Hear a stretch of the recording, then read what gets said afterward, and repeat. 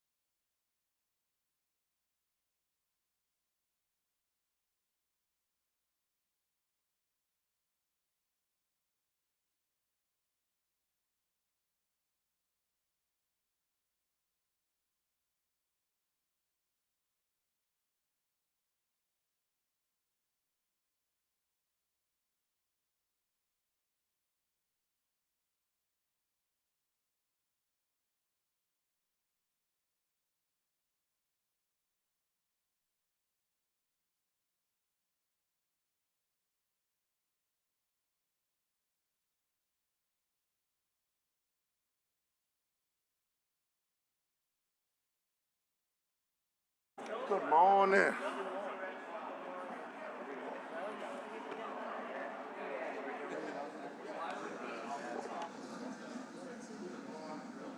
Good morning, everyone. Happy Thursday, everybody. All right, Lena, are we ready? Okay. Good morning, everyone. Welcome to the unofficial part of our council meeting. Councilmember Green and I are here. We want to recognize, man, I tell folks, it's probably one of the greatest gifts is community service, especially when people can step outside of themselves to help our community. And New Orleanians show that every day, like my big cuz, Wilbur Thomas, and many others who are here. But especially during crisis and times of need, I don't think there's anybody better than the folk in this community that actually come together to help fellow citizens, and whether they're in crisis or not. And we have 1, 2, 3, 4, 5, 6 of people we would really like them to come to the table if they're here. Tisha and Demetrius Shelton, guys, if y'all are here, always on the spot, man. I think the first time I met him it was a tornado crisis for folk. Gladys, Derek, and Malone Silv, guys, please come to the table, please. Greg Doolittle and Michael Osborne, Mr. Osborne. I know Mr. Osborne has to catch a plane. Oh, okay, all right. I know he's going out of town and much needed vacation, but Lena, these with sandbagging, right? When we had what we thought was, Colin, when we thought we were in harm's way, right, from that L93 that was coming this way from Florida. We started with the help of you and Homeland Security, like you. First of all, God bless you for what you do, Colin, you and your team does. But our citizens always respond, Councilmember Green. So I don't know if you want to make a few comments about that day, because I know you were out there helping that day too, but these were some of our angels. Well, I just want to tell you all how impressed I was because it came together so quickly. L93 just seemed like it appeared, and that required not only getting locations, but getting, obviously, sand and everything else, the shovels and the like. But it was done in such an expedited manner that it reminds me of your motivation to do your work and how important it is. Sometimes, even though it doesn't hit, the best thing in the world is for us to have gone to a practice like that. And I appreciate the fact that you all were there. I was at St. Leo the Great and the Desire Community Center, Desire Florida Center, and the materials were there. We even needed a second load of sand that came in the middle of the day. So a lot of things worked out well. So thank you all for the work that you do. And thank you, Colin. Thank you, guys. We're going to start with Mr. Osborne. Thank you so much, young man. Too often, people are looking for images in our community that they say are absent. And when we see folk like you and Demetria and others, I think you kill that question mark, because here's an image of a young black man, not only present in his family, but present with his community, and know that we honor you for that, and we didn't want this time to go by without telling the people that matter and the people who care that you actually matter to us. And I know you have going, but I just wanted to give you an opportunity to say a few words. Mr. Osborne. Let's give him a hand, guys.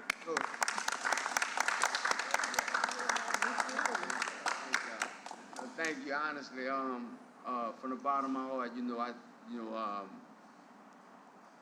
the recognition itself is overwhelming. I did what I did because there was some elderly women that needed help, and I just happened to be there. So I just was doing my job. So I appreciate the council recognizing me and inviting me. I'm very much indebted to being a part of this process. This is big to me. I never thought I would be on this kind of platform. So, I'm very, very, very grateful to be here, and I thank you guys for, having me. But again, I was just doing my job and doing what any man should do,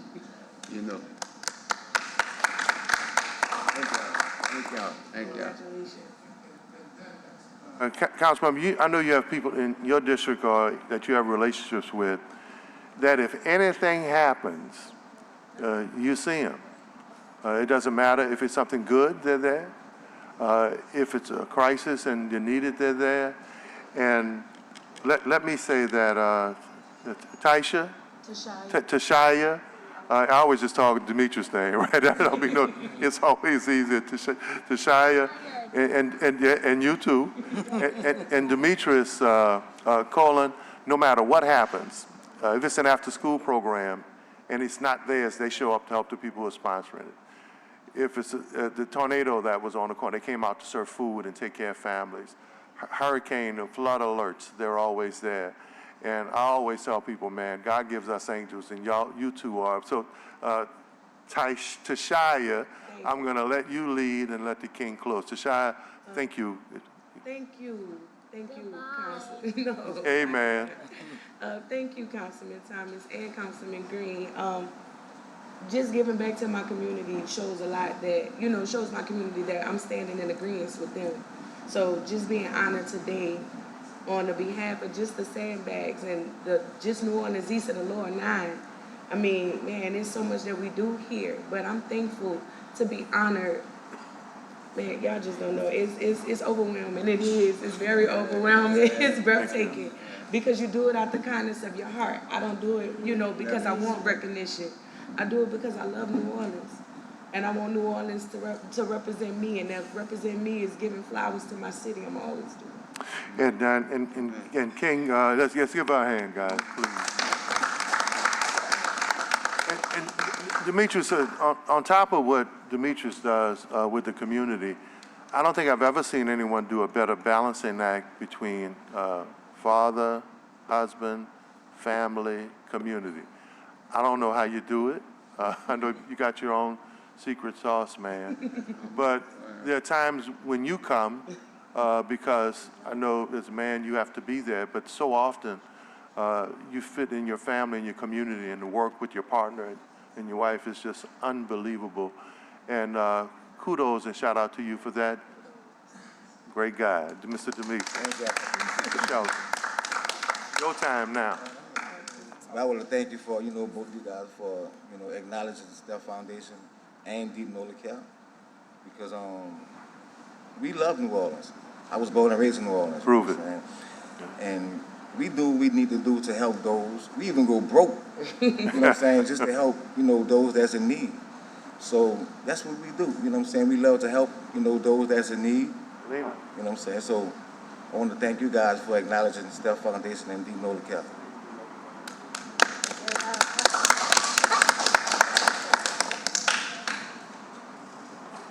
All right, and we're going to go to Mr. Doolittle next. First of all, your job at Homeland Security, right, as a citizen, as a public servant, and as just someone who I think practices Matthew 25 and 35 every day. We can't thank you enough for working with community partners to make sure that our people are taken care of. And it's a very serious job that you guys have at Homeland Security. Y'all, in many cases, have to prepare for what people think can happen before it happens. And then when it happens, be there when it happens, and then be on the scene after it happens. So emotionally, I don't know how you manage that, but we didn't want this time to go by without honoring you guys for that day, but for every other day, and I know the moments that will come. Mr. Doolittle. Thank you, Councilman. I appreciate, thanks, guys. Appreciate the recognition, absolutely. We had, quite a last-ditch operation to get this sandbagging thing off the ground, and I'd like to acknowledge my logistics chief over there, Mr. Kevin Williams. Decades on the New Orleans Fire Department. Now he's our logistics chief. None of this could have happened without him. And also, Mr. Osborne was extremely willing and able volunteer at the site that I worked in your district, Councilman, and we were just able to make it happen. This is, luckily that storm wasn't too bad. This turned out to be, kind of a fun day in the sun for us, thank goodness. But we were happy to help the people. That's what keeps us coming back. And next, Mr. Kevin Williams. I'll tell you why I'm saving the happy lady for last. Mr. Williams, thank you. Similar to what we said with Mr. Doolittle, and for folk, logistics means you have the pressure not only of coming through, but how do you logistically handle who, what, how, and where? How do you get people what they need? How do you know that there's a point in our community? And that is a tedious task because that part of your mind has to work, but also the emotional part about dealing with the crisis has to work. So thank you so much because it's obvious that we're good at what we do because we have people who are good at what they do. And so God bless you and thank you for that. Mr. Kevin Williams, it's your time. Thank you, Councilman and staff. Logistics, like I said, it's behind the scene, but it's a bunch of parts that come together, and you know the end product is serving our great city of New Orleans and its citizens. I'm a humble servant, and pretty much nobody knows my name, but they know what I do. That's the guy that gives you stuff. So yeah, logistics is it's a job that nobody wants, but everybody wants. So thank you for the kind words. Thank you. And then Gladys Dedrick, and I know Malon is not here, and Gladys and her partner. Gladys, we pay attention, and there are a lot of people who watch. Colin, this young lady, no matter what the crisis or the situation, always has a smile on her face. I don't know how. So I'm like, how are you laughing and sandbagging, right? Right. How are you laughing and comforting this senior, this person out in the community? And you always do it with energy and a smile. And that shows me is that you're not there because you have to be. You and Elon are there because you want to be. And then the other good thing that I've noticed about you is that you're the rest of our energy. Right, because it's tedious, man, and being out in the community in the sun for events and working, especially preparing for potential disasters, that's a lot of hard emotional work, but your energy level never stops. So God has given you a gift that you share that energy with us, and we are forever grateful. Let's give our hand and then let her talk. Absolutely. Miss Gladys. Thank you. I'm not really good with speaking, and but I'm a community player. Like I'm for my community. I'm from New Orleans East. I do a lot of work. And a lot of great work to a lot of residents. And this is what we do. And just sitting right here at this table is just the biggest honor of my life. Like this is the best thing that ever happened to me. So you're one of the best things that ever happened to us. Yes. Let's go, Gladys. And being a single mother of 4 boys, 4 teenagers, so be kind of tough, but I keep going. Yes. I just keep going, keep my head up, and stay around positive, positive people, positive stuff, and I'm always trying to help somebody, no matter what it is, where, when, how, I'm always there for my community. Thank you. We want to recognize Councilmember King is with us. Councilman, we recognize the people during the sand crisis, helping with sandbags, helping with the community, are always on the spot, just like you were out in your district. These are people who show up and show out any and every time there's ever event. So I don't know if you want to say a few words or congratulate them. Thank you all for your hard work, behind the scenes work that often goes unrecognized. Much appreciated. Thank you. Thank you. Thank you. I will. Councilmember Green. I'm reminded by seeing you all there of when we were sandbagging, a member of the media came by, 2 members of the media. And I don't know if they were looking for us to be unprepared, but what really impressed them were the number of citizens who were out there shoveling not just their bags, but others. And you all have got to know that what you did on that day and what you continue to do is something that is really, really, people don't expect it. Well, no, actually, maybe they do expect it. I think the media doesn't expect it, that there are people out there who are unpaid, who are working in behalf of their citizens. So I'm glad that you all worked with, Mr. Arnold and the team to get that done. But I want you to know that it still surprises some people, but at the end of the day, it's really what New Orleans is about. So thank you for what you did. Thank you. There ain't no business to complain about it, What you say, Demetria? There ain't no business to complain about it. Always the positive, yeah. Right. Absolutely, guys. Round of applause, guys. All right. Let's pass out the certificates. The first goes to Mr. Kevin Williams. Congratulations, Mr. All right, Mr. Kevin. Tashai and Demetrius Shelton. See, I got it right that time, Tashai. Mr. Greg Doolittle. Mr. Michael Osborne, and the smiling energy lady, Miss Gladys Dedrick. Yes, Guys, let's all stand right here and take pictures. thank you.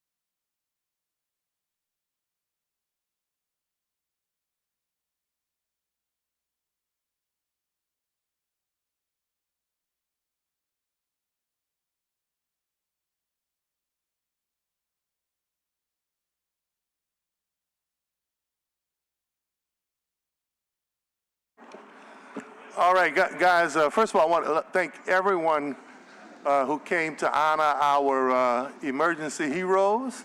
Hey, clipboard, hey, Governor. I see the governor's here. Governor Waters is here. Wait. Y'all just gave me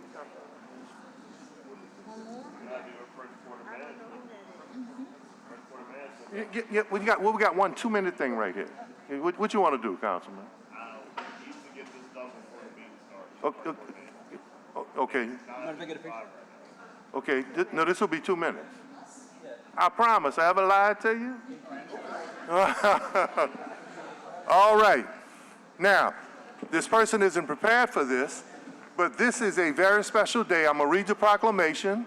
And hey, guys, if we could get everybody's attention.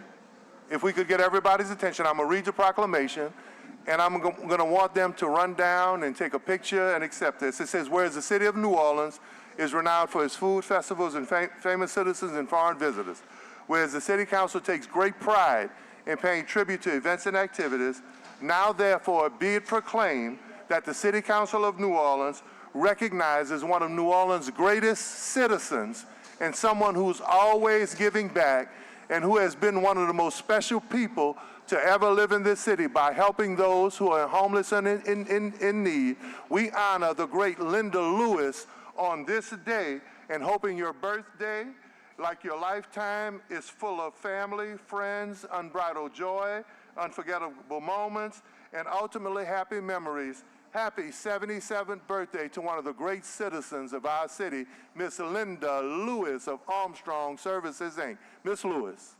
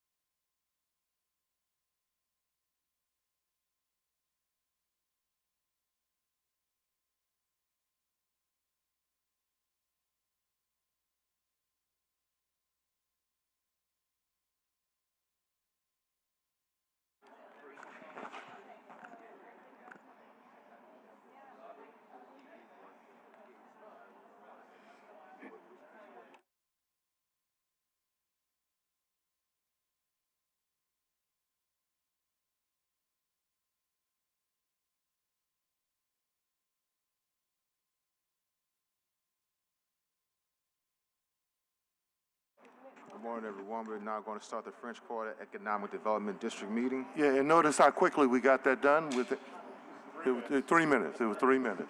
Roll call. Councilmember Moreno. Councilmember Morrell. Councilmember Jeruso. Councilmember Harris. Here. Councilmember King. Here. Councilmember Green. Councilmember Thomas. We have 6 members. We have a quorum. Thank you. We're going to turn it forward to Ms. Corso, Executive Director of the French Quarter. Let me read it in real quick. We have French Quarter Economic Development District, Item 1, Quarterly Budget and Expenditure Reports for the FQEDD Trust Fund. Michelle Corso, Executive Director of French Quarter Management District, Jane Cooper, Board Chairperson of French Quarter Management District Board of Commissioners. A report on the fiscal and operational administration of the French Quarter Economic Development District Trust Fund. Item 2, French Quarter Economic Development Resolution Number R 2025-2. Consideration of a resolution calling an election in the parish of Orleans on Saturday, November 15, 2025, to approve or disapprove an authorization to renew the levy of 2.245% in sales tax within the boundaries of the French Quarter Economic Development District in the furtherance of economic development projects pursuant to the LARS 339038-31. Thank you, Madam Clerk. Ms. Corso, the floor is yours. Thank you. Good morning. Morning. I'm going to try to keep us on time here. We're going to walk through some of our quarterly details. As far as our trust fund, we have spent 57% of our budget year to date, and our expenses are at 22%. That is largely due to some contracting issues, some purchase order issues, which we're resolving those lapsed payments. We have some key performance highlights that I want to share from you from our supplemental police patrol programs. One is specifically that our citations have increased year over year. Our traffic citations specifically have increased year over year by 91%. That is a collaborated effort with all of our security in the quarter, NOPD, supplemental police, and our DPW traffic enforcement. In one of those incidents, even last night, Sergeant Packard, on one of those traffic enforcement opportunities, he actually apprehended an armed robbery perpetrator, recovered the gun, and escorted that perpetrator to the station. And so these traffic law enforcement has informed us that they're really becoming kind of a breeding ground for this illegal behavior in the quarter. So addressing that is addressing a number of other issues. Additionally, since the implementation, and I have some of my colleagues here from the Office of Homeless Services, since their implementation with TASNO of the Home for Good plan, in the last 3 weeks, we have had 0 violent persons crimes in the quarter. Prior to that, 39% of the violent crimes in the 8th were as a result of, were from unhoused. So that is a significant movement in the right direction. Continuing on that topic with our Travelers Aid TASNO specifically, in week 1 of that program, there were 242 engagements with unhoused. 33 were transported to the shelter, and 25 are still sheltered today. That low barrier shelter is full. Those engagements were on a daily basis going from 24 to 30 people per day. Week 2, that dropped down to about 12 because people are truly in those shelters. So there is a significant increase in what our community looks and feels like in the quarter, which we're very proud of. We continue to do the work alongside DPW, alongside the council members' initiatives, our street marking projects, of all the painted driveways, all the painted 7s in the quarter, all of those illegal parking areas have been highlighted as a priority, and we are continuing to do that work. Also, we will be continuing to do pedestrian safety projects along Rampart Street and North Peters. We're going to be implementing those signs that you see right there. The state law must stop for pedestrian along 8 specific intersections along Rampart Street to increase our pedestrian safety and as a traffic calming measure. We'll continue to do this work as the council and the state sees fit, but I know we're tight on time, so I'll open it for any questions or clarifications needed. Hearing no questions. No, I do have a question. We do have a question. I could have pressed my button. It's only going to take a minute, but could you talk a little bit more about the efforts to prohibit, not the best words, but overnight sleeping on the streets? Yes, I've actually brought both of my counterparts from TASNO and from the Office of Homeless Services to elaborate on that.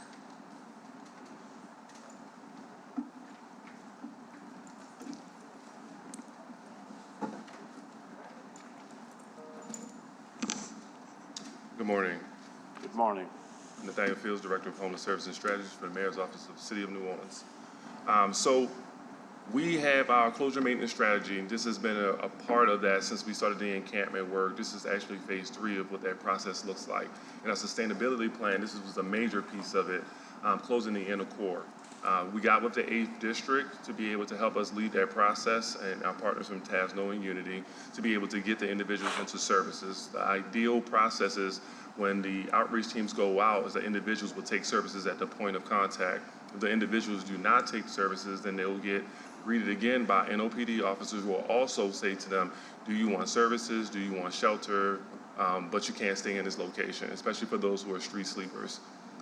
The issue has been, of course, on the back end, the shelter is filling up and getting to a capacity, but on the front end of that process, my team has been helping and working on getting those individuals into our housing process. So far, as of this week, we have 25 of them geared up to go into a housing process, and they'll be matched with all of our case management teams, and it's been going pretty well so far.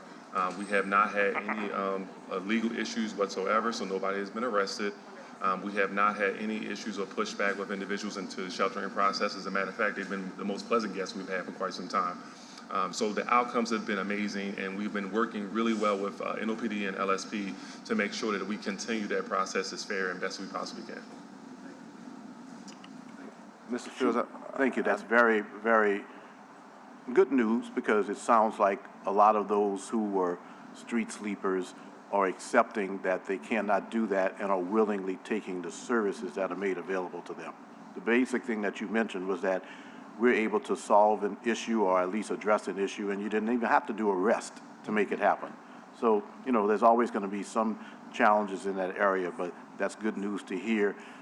that I hope will be picked up on by the public. At the end of the day, you can solve a lot of the issues as the Office of Homeless Services and Strategies and Travelers Aid are, and also French Quarter Management District, by having the conversations and letting people know that there's a better alternative out there. Yeah, I mean, most of them, we had an incident last week where officers were flagged down by unhoused individuals saying, I heard that you can take me into shelter and get me into housing process, and they said yes. And the officer transported them without even blinking his eye. So it worked out really well. Great news, and I'd like to also thank, in their absence, the 8th District for their communications with those who are in need of services and getting the services to them or them to the services. So absolutely. Thank you. I want to follow up to that. With the decrease in individuals sleeping in the quarter, I have received communications of increase of individuals now in the Marigny. And I've sent you some of those correspondence. What is your response to that? So we're extended into the part of the Marigny. We haven't excluded a part of the Marigny. So my team is actually working in the Marigny along with Tasno and Unity to make sure that we address those issues as well. So we haven't forgotten or ignored the Marigny. We are actually out there. I was out there today, actually. Additionally, if I can add to that, there is a collaboration between the Downtown Development District, French Quarter Management, and all law enforcement, including Louisiana State Police, New Orleans Police, Sheriff's Office, and the private security patrols, to ensure that we're not ping-ponging any of these individuals from one community to another. We're coming together to address this as a whole to make sure that these are permanent solutions that have longevity to them and not just shuffling from one area to the city to the next. Thank you. Councilmember Harris. Yeah, just to add on to that, I mean, this is a result of collaboration and weekly meetings among law enforcement partners, both nonprofit, the city partners, to really make sure that we're getting our hands around folks to get them into shelter, get them out of shelter into housing. This is what the sustainability plan has on tap. This is what we've been doing, and it's creating a flow between the shelter going into housing. So I want to thank everybody, including Clutch Consulting, Nate, Allison Port on my team, who's really been at the forefront of making sure that this is happening, that we're all rowing in the same direction, and we're seeing real results because of it. That said, we're always going to see somebody who is unhoused in the city of New Orleans. We're not going to eradicate it. There's always going to be somebody out there, and I know that these teams will work to get their hands around them. So I just want to thank you for your ongoing efforts to make sure that we're treating people with respect and dignity, getting them into housing, getting them stabilized, and getting them out of the shelter so that they can live healthy and productive lives. Thank you. Thank you, Ms. Corso. You want to go to the next item? Yes, so we would like to continue to do this work. We hope to continue our efficiencies and being excellent in security, in public safety, and all quality of life issues that affect the French Quarter. We would ask that the quarter-for-the-quarter sales tax be allowed to continue to fund this French Quarter Economic Development District Trust so that we can continue these efforts and this excellent work. All right. And any other comments, questions from the dais? None? Does everyone have a copy of the resolution for? All right. All right. We do have a public comment. Mr. Michael Burnside.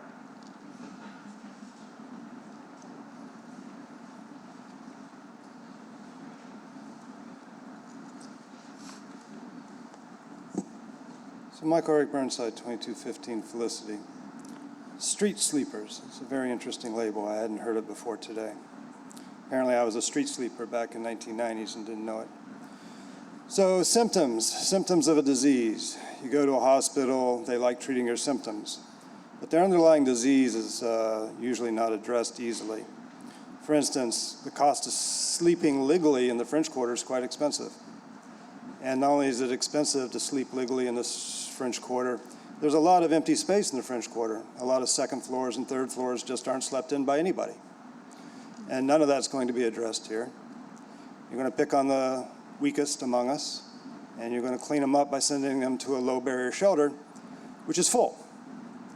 And what we're not going to do is we're not going to put on a really bad suit from Salvation Army, splash a little beer on us, lay on the side of the corner, and have the police help us go to the low barrier shelter and experience the low barrier shelter for ourselves in a non-privileged, non-powerful position to see what it's like to live in a shelter, to see if there are bed bugs in a shelter, to see if there are alcoholics who bump into your bed by accident at night as they grope you.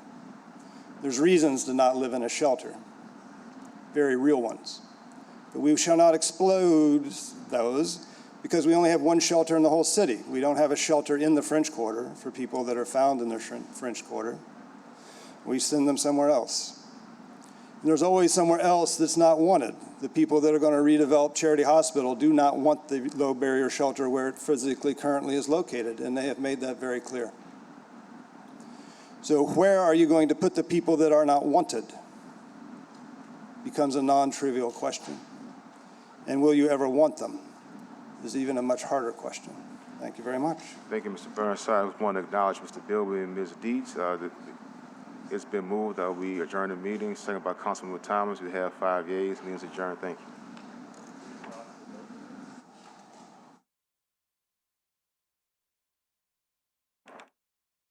I'm sorry. The motion to adopt was made by Councilmember Morrell, second by Councilmember Thomas. 6 yeas, no nays. The motion has been adopted.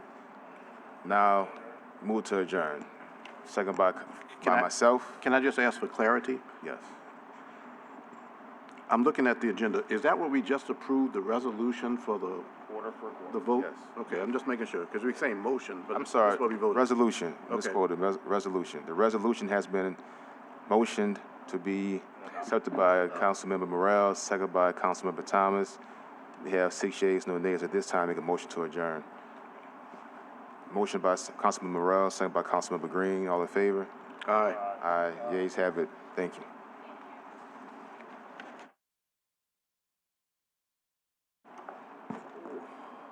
There will be probably a minute or two before we start our regular council meeting as we switch over.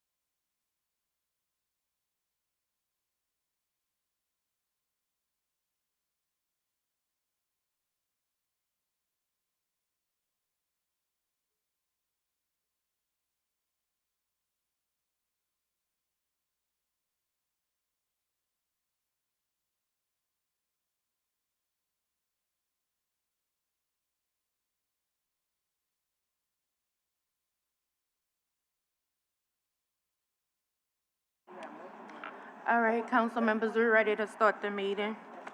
Roll call. Council President Morrell. Council Vice President Moreno. Present. Councilmember Jeruso. Councilmember Harris. All right. Councilmember King. Councilmember Green. Present. Councilmember Thomas. We have 7 members. We have a quorum. Thank you. First up, we have, have in a moment. We'll have the prayer by Pastor Bhutan. May we all stand for a moment of prayer, please?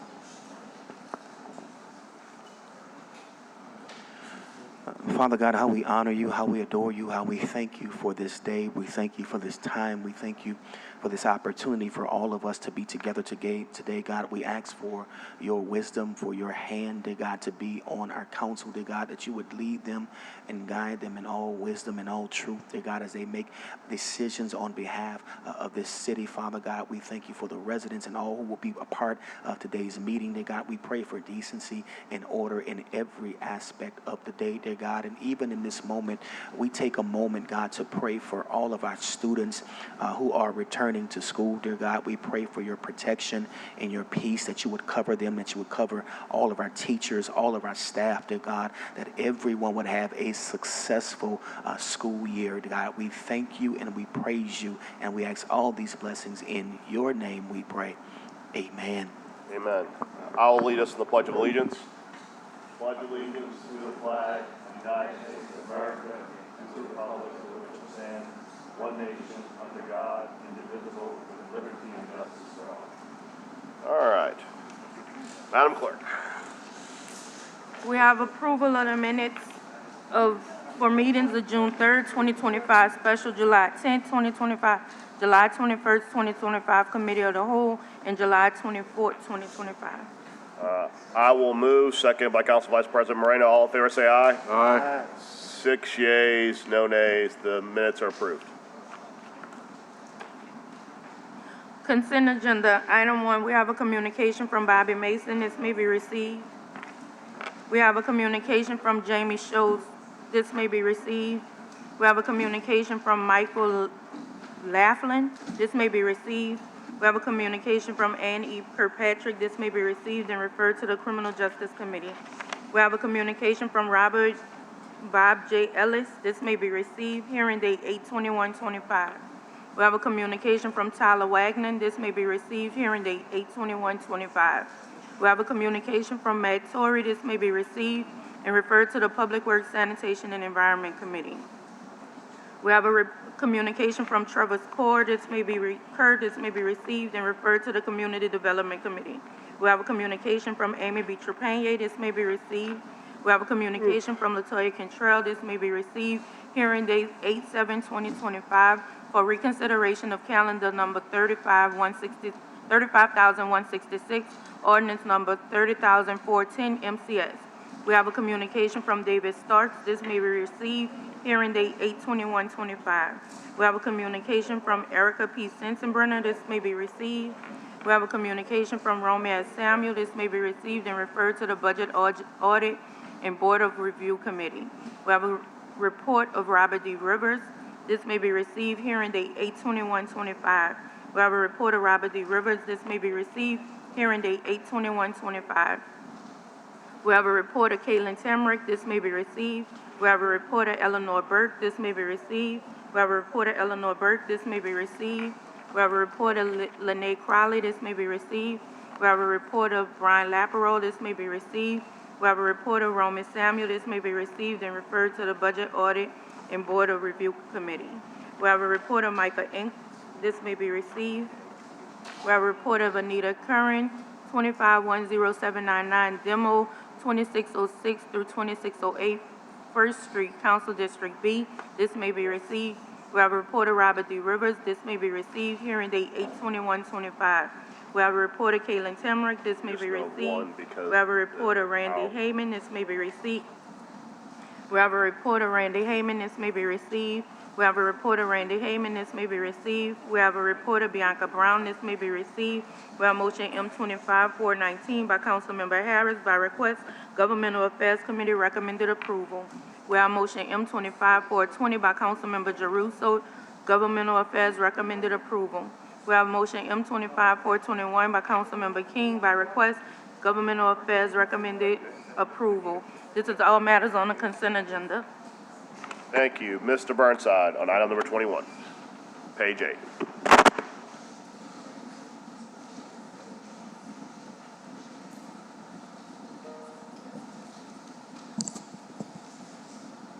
My name is Michael Eric Burnside, and I live at 2215 Felicity, at least for about the next 10 months. So, with regards to number 21, the Director of Finance is very kind to us. She provides us with much data.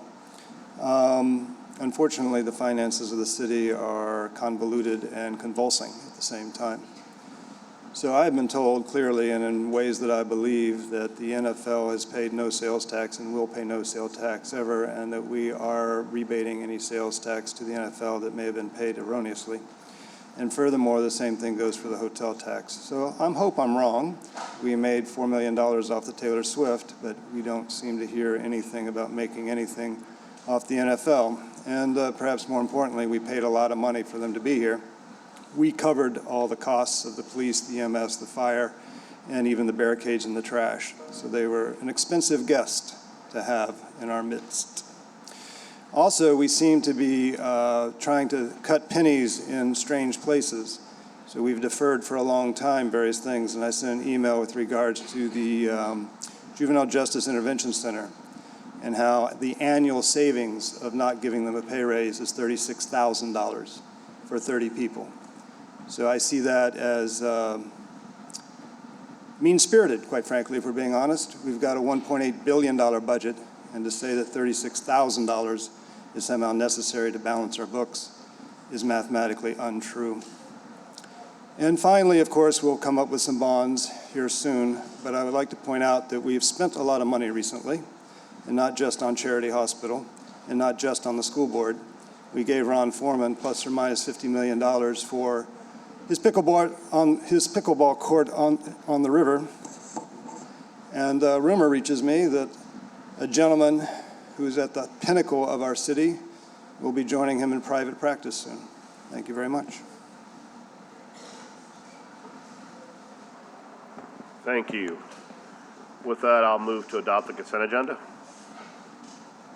Seconded by Council Vice President Moreno. Please vote your machines.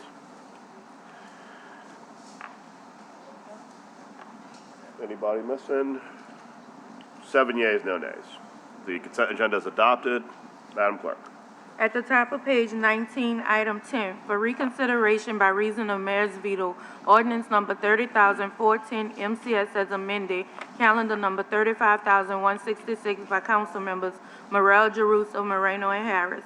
An ordinance to call an election on November 15, 2025, at which the electors of the city of New Orleans will be asked to approve an amendment to the Home Rule Charter established in section 4-406, which provides relative to the independence of the city attorney as the legal representative of the city of New Orleans and include provisions that clarify the identity of the city attorney's primary client, compel compliance with ethical rules governing institutional representation, require consultation with all branches of government, mandate independent and impartial legal judgment in the face of conflicting directives, imposing an affirmative duty to comply with and uphold laws whenever possible, prohibit conflicting representation in inter-branch disputes without consent, authorizing the adoption of legislation ensuring that the operational independence of the law department and prevent unilateral removal by the mayor in certain situations and otherwise supervise respects thereto. Veto on the question, shall the ordinance pass? The objection of the mayor is notwithstanding, green vote overrules, gray vote sustained. Thank you. Do we have any online comment, Anita? No. Okay. Is there any comment from the dais? I'll say one thing briefly in response to the mayor's veto message. Throughout the veto message, there is language the mayor utilizes saying that the amendment violates the charter. And just for clarification for those who are watching at home, an amendment to the charter cannot violate the charter because the amendment is actually changing the charter. That's all I want to say. I'll move to adopt. Got to get a second? Mr. Chairman, I actually have a speaker card in. That's not up here, so I didn't see it. Go right ahead. I think they're still. Go right ahead. So Justin Schmidt, 1506 7th Street. here on myself as a taxpaying citizen. I want to support this, this veto for a number of reasons. And I want to add that I don't think this goes far enough with respect to what I've seen in the litigation I've had with the city and the law department and the mayor over the past year and a half. There are systematic problems with the law department representing the mayor in a matter that has really nothing to do with the city. The city is a party to the lawsuit through various vicarious liability, but of my, $30,000 of property taxes that I paid last year, I know that's a drop in the bucket compared to the $9 million that's going from the general fund into the city attorney's office. But there's a problem with the independence of the city attorney's office and working on these matters that are separate and apart from city business. I will say that while the mayor has private counsel in her state law matter, as of today, she still is relying on the law department to represent her in her individual capacity in the federal lawsuit, which I think is problematic. The city attorney also spent a good amount of time working on a stay of those proceedings on her behalf. Finally, I'm concerned that this council doesn't have the ability to review settlement offers, earnest settlement offers that have been offered. I think we get the picture, Mr. Smith. I appreciate you being here today, and I think that a lot of the comments you make are in support of us making sure the city attorney's office can operate independent of any political official.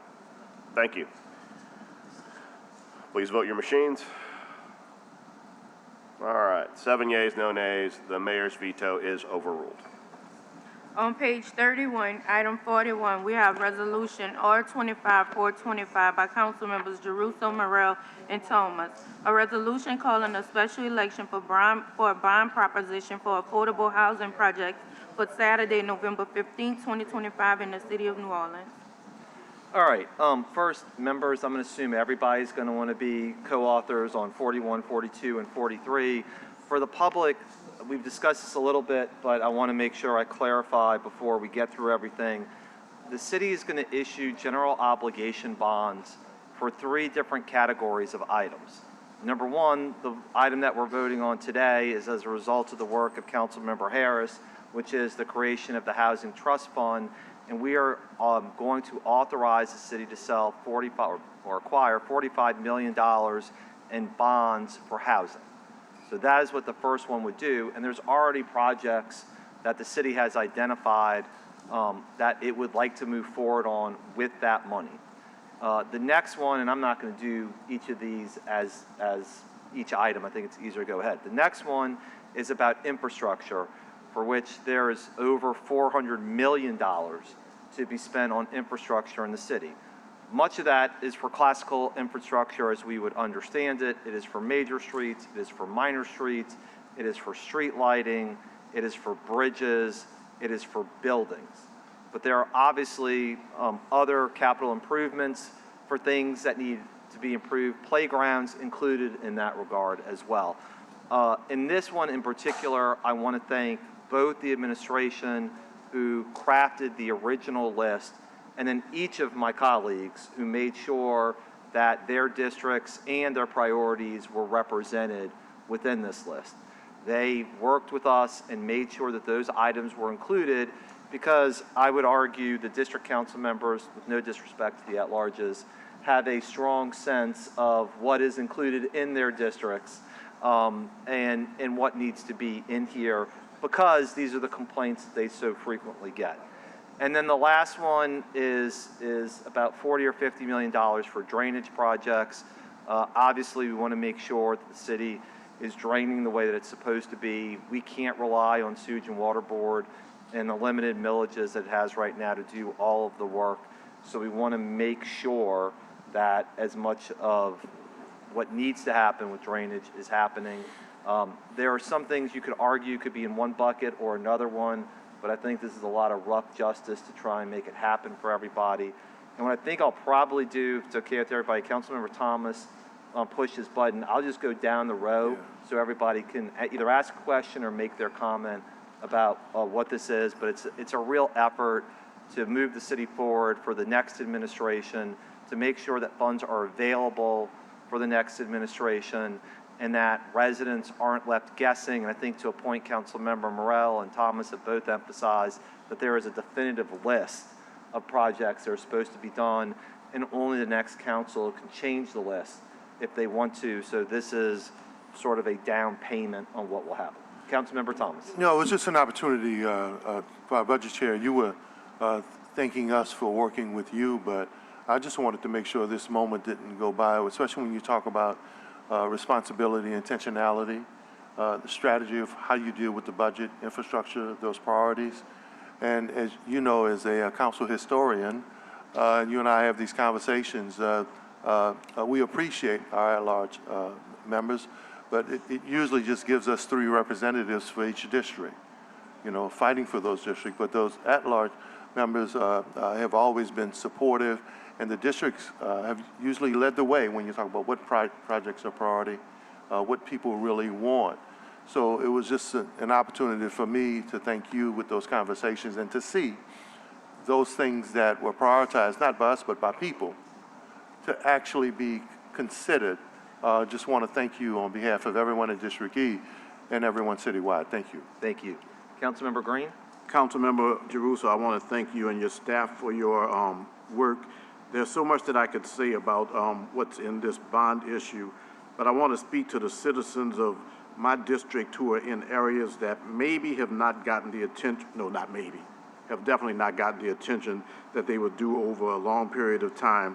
I can't rectify, you know, all of that, but I want to tell you that we're moving forward in many respects. The solar field at the former site of the Gordon Plaza location, the work that we're going to be doing at Odile, the work that's going to be done on certain streets such as Piety Street, which is in front of a new development that I am really pushing to have a pharmacy and maybe a grocery store in place. Work that's being done at Odile, if I didn't say that already, Davis, I want to say to the folks of the Ninth Ward that if you look at this bond issue, you'll see reasons that in addition to what's going on right now, and in addition to what we've had happen in the community, the new multi-purpose center, we're going to have a baseball field named after a historic individual in the Desire community. Thank you, Nord, for that support for that particular activity, and I'm glad that we're getting it in the agenda now. We're looking at pool repairs and the like. I just want to encourage the Ninth Ward and the Desire community to know that the future is very bright, and this, for example, what we're going to have in this bond issue is an example. I want to say also one other thing. I hear the messages relative to recreation and our youth.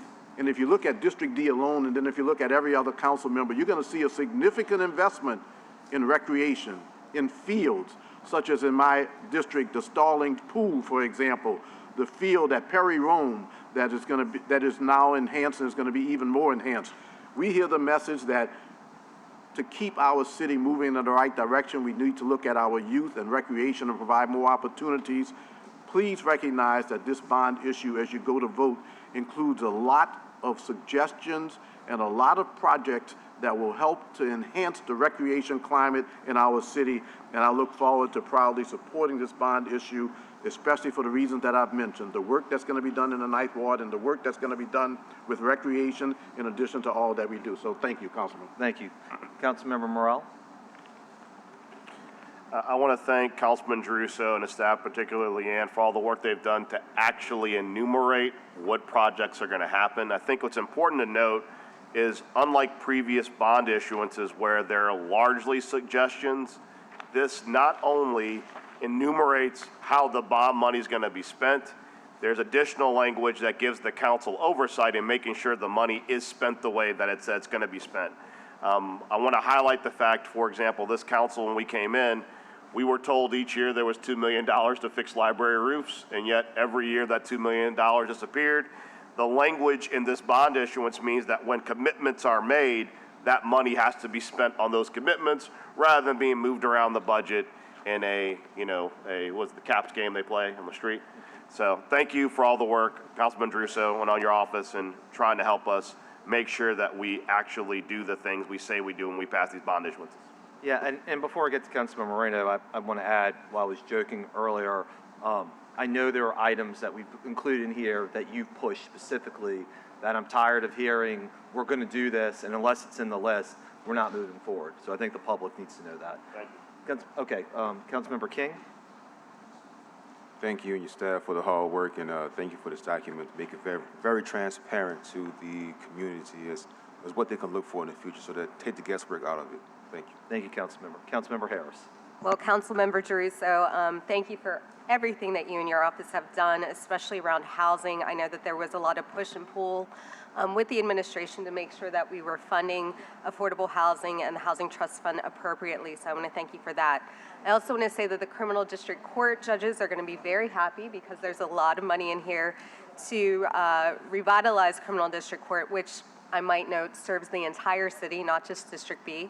But I also see things in here like community solar, resiliency projects, major and minor street funding, which is going to be incredible. And my team is actually reaching out to our neighborhood associations to make sure that we're properly identifying those major and minor streets. And street lights and traffic lights are in here as well. So it's just a holistic package to make sure that our city continues to move forward. And Councilmember Druso, you will be missed as budget chair, but I know we have a lot of budget meetings to go through. Thank you again. Thank you. All right, so before I get to Mr. Burnside, a couple more things. One, I also want to thank Leanne, who did Herculean work and to pull all of this together. This is not easy, and in fact, we have a substitute resolution because she was working on it even this morning before we got here, so it shows you how much she was dedicated to. Another issue that's been in the press that I know Councilmember Harris has asked us about is also the clerk of criminal court. There's not only money to remediate the clerk's office in here, but also, as I understand it, administration, correct me if I'm wrong, there's money to begin a process to move them to a different building with a lease to buy back arrangement, and that's also in the bond issuance. And just finally, for me, all politics is local. There is money here for Uptown, for Mid-City, for the middle part of the district in Holly Grove, and for Lakeview. So for people who have doubts about, am I going to be covered? It's very nice that there's things that are going on in different parts of the city, but not my neighborhood. There is something in here, whether you're a recreation fan, whether you're an infrastructure fan, somebody who's concerned about drainage. I think all this has it covered as best we can with the $510 million that we have. So with that, Mr. Burnside, you have a comment, and just members, as the clerk noted, will vote on affordable housing first, then on drainage and stormwater, and then infrastructure last. Mr. Burnside.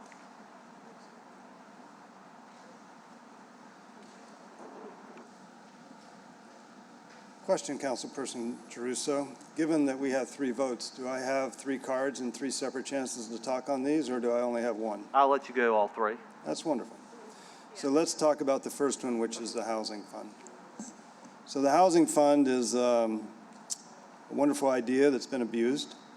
We have the firehouse. The firehouse has affordable units. The affordable units in the firehouse run $1 million each.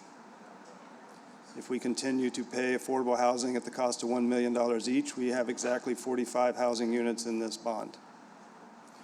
To me, that's sort of irrelevant, given the hundreds of people that are in the low barrier housing, or more accurately, the low barrier shelter.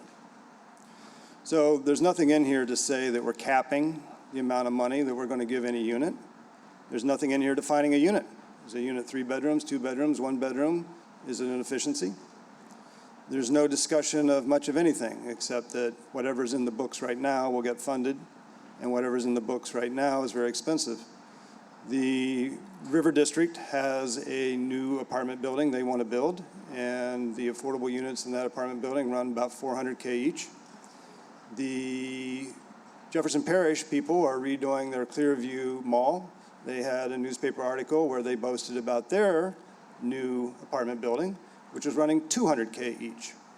So I have no idea why we're paying twice the cost of our neighbor. And there's nothing in here about any of that. And I would, for one, be very unhappy to pay for 45 units at $1 million each, particularly since this bond is at 8% for 30 years. So this bond, like all the others, is going to cost us a lot of money to pay a lot of banks a very big profit for a very long time. It's like buying your house on a 30-year mortgage instead of a 15-year mortgage. I would suggest that a 30-year bond is unwise. Thank you very much. Thank you, Mr. Burnside. All right, before we vote, just also want to thank the administration, particularly John Harris, Abby, and Kyle Holman, who also were big parts of making all of this happen. And Madam Clerk, just again to note, 41, 42, 43, all council members will be co-authors on this. Councilmember, did you want me to read 43 now? Can we just do them in order, if that's all right? We'll get through 41, and then Mr. Burnside will get back up for 42 and 43. So this is affordable housing as the first item, 41. I have moved, seconded by Council President Morrell.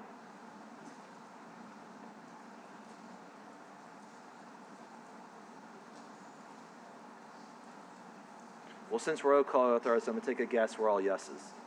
All right, 7 yeas, no nays. So 41's passed unanimously. Item 42, we have Resolution R-25-426 by Council Members Jeruso, Morrell, and Thomas. A resolution calling a special election for bond proposition for drainage and stormwater management projects for Saturday, November 15, 2025 in the city of New Orleans. All right, Mr. Burnside, you're up on number 42.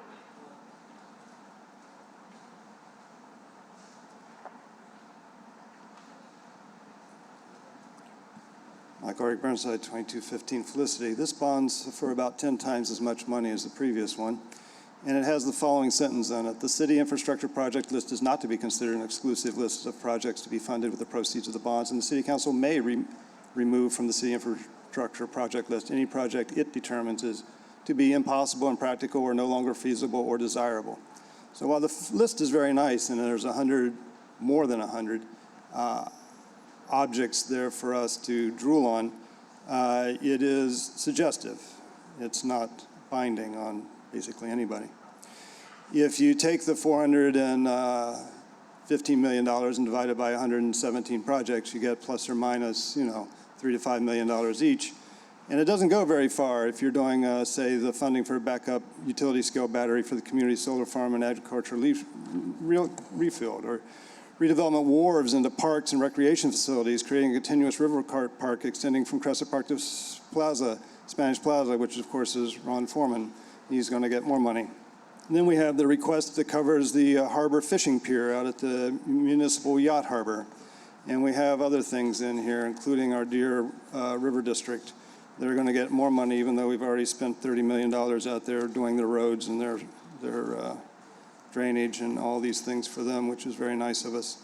And then we finally have here Lincoln Beach Phase 2. So it's good to see Lincoln Beach getting money. They've gotten money before, and then the money's been taken away, and then they're given money again. It's a little bit of a yo-yo. So it's good that the city council is going to get involved in this. It's good that there'll be some transparency. But there's no dollars attached to any of these funds, and I would submit that, again, we're back to paying for our house with our credit card. It's going to be an extremely expensive way to do infrastructure, and I'll leave it at that because I got one more shot at the apple. Thank you. All right, members, I've moved to approve Resolution 25426 on drainage and stormwater, seconded by President Morrell.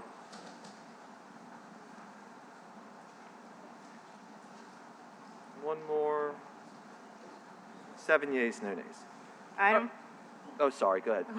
Item 43, we have Resolution R-25-427 by Council Members Jeruso, Morrell, and Thomas, and there's a substitute resolution by Council Member Jeruso, resolution calling a special election for bond proposition for city infrastructure projects for Saturday, November 15, 2025 in the city of New Orleans. All right, Mr. Burnside, you want to speak on this one? And this is where we have the substitute resolution. Members, I think everybody got a copy. You may be getting a second right now. Mr. Burnside? So Mr. Burnside did not get a copy of the substitute resolution, which is fine. Mr. Burnside did get a copy of one that gives some numbers. Audubon Park Lagoons is a construction cost of $24 million with a design fee of $2.1 million, and this particular bond's only good for $50 million bucks. So basically, we have a very large number of items here on multiple pages that aren't going to get funded. So what we really need is a stormwater drainage fee. I understand some of you think that's double taxation. I disagree with you.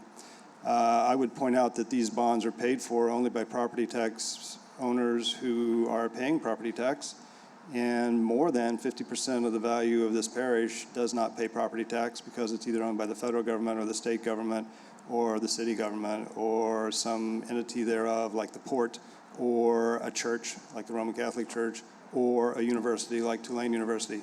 So by the time we get done with everybody who's not paying property tax, the poor people who are paying property tax are going to get nailed.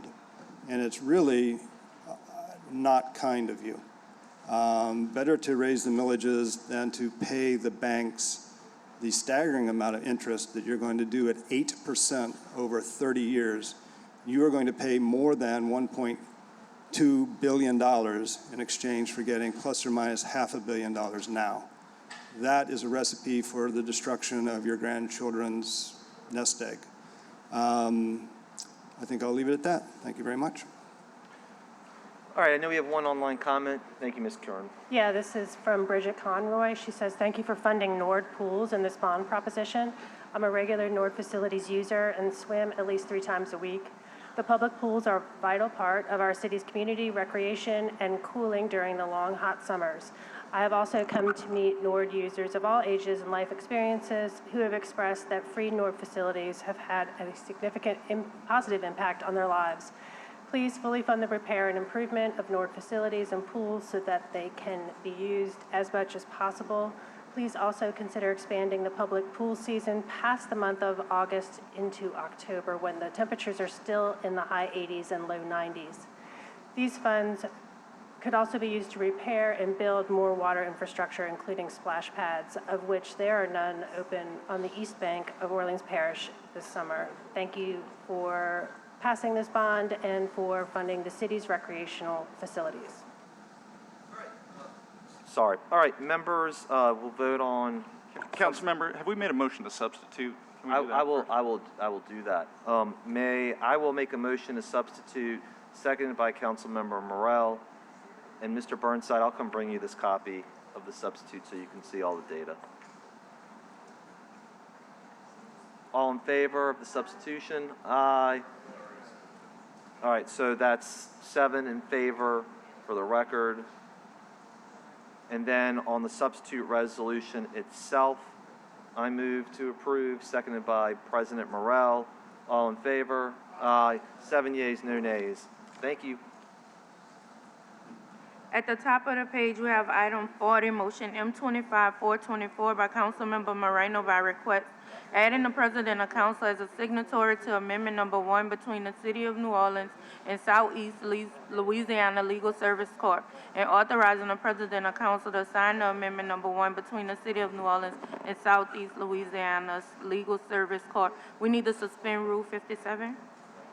I'll make a motion to suspend. Seconded by President Morrell.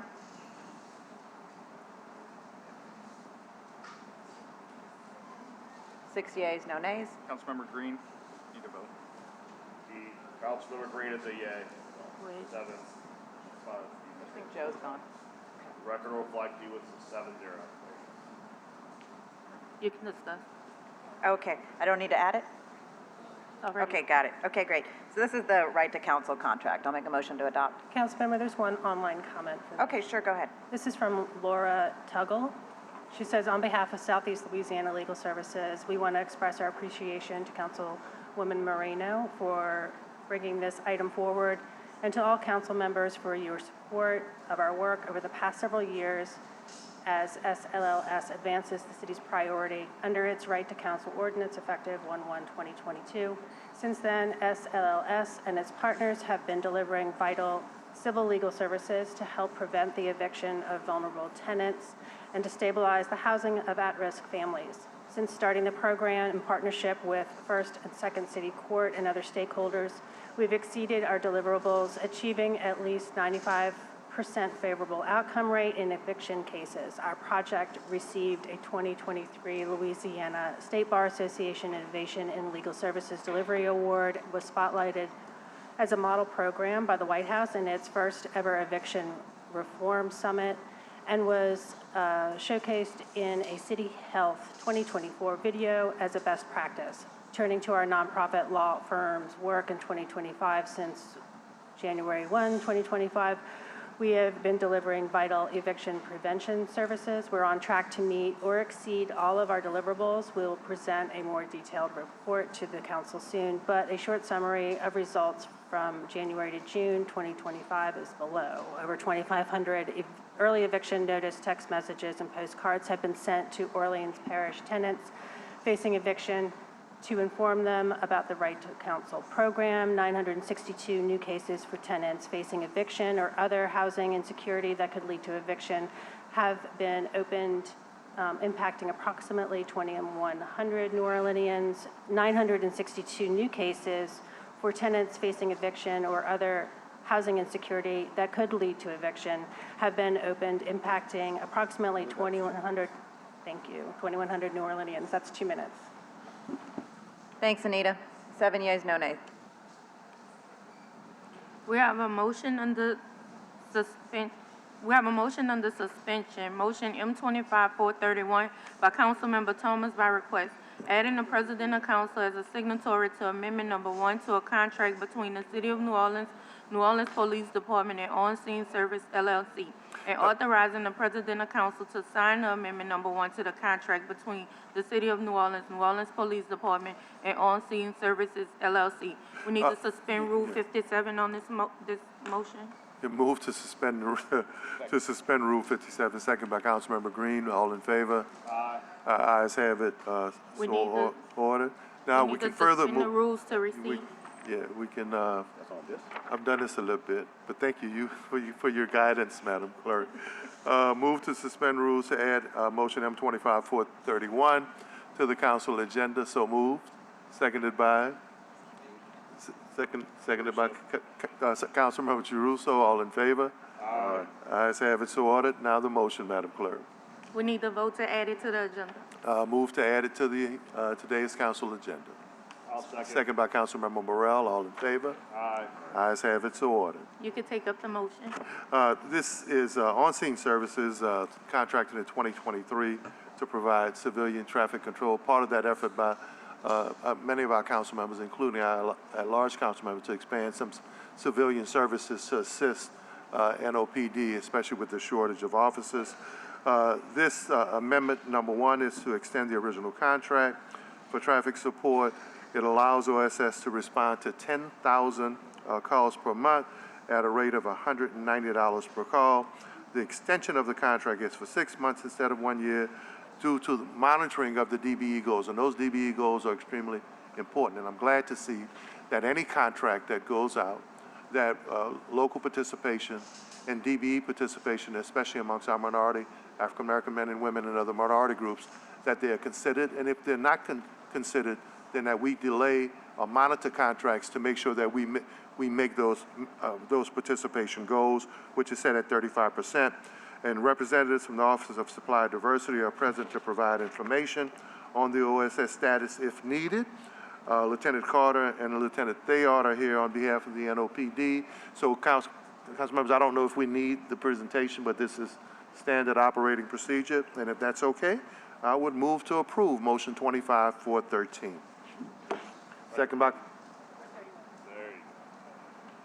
Seconded by Councilmember Morrell. All in favor? Aye. Ayes have it, so ordered. Thank you. And thank you guys for wanting to be able to present. Appreciate you. At the top of page 13, regular agenda, we have item 1, HDLC appeals of T. Sims Favorite. This is deferred to the meeting of August 21st. At the top of page 14, item 2, HDLC appeal of Michael Moore. This is deferred to the meeting of August 21st.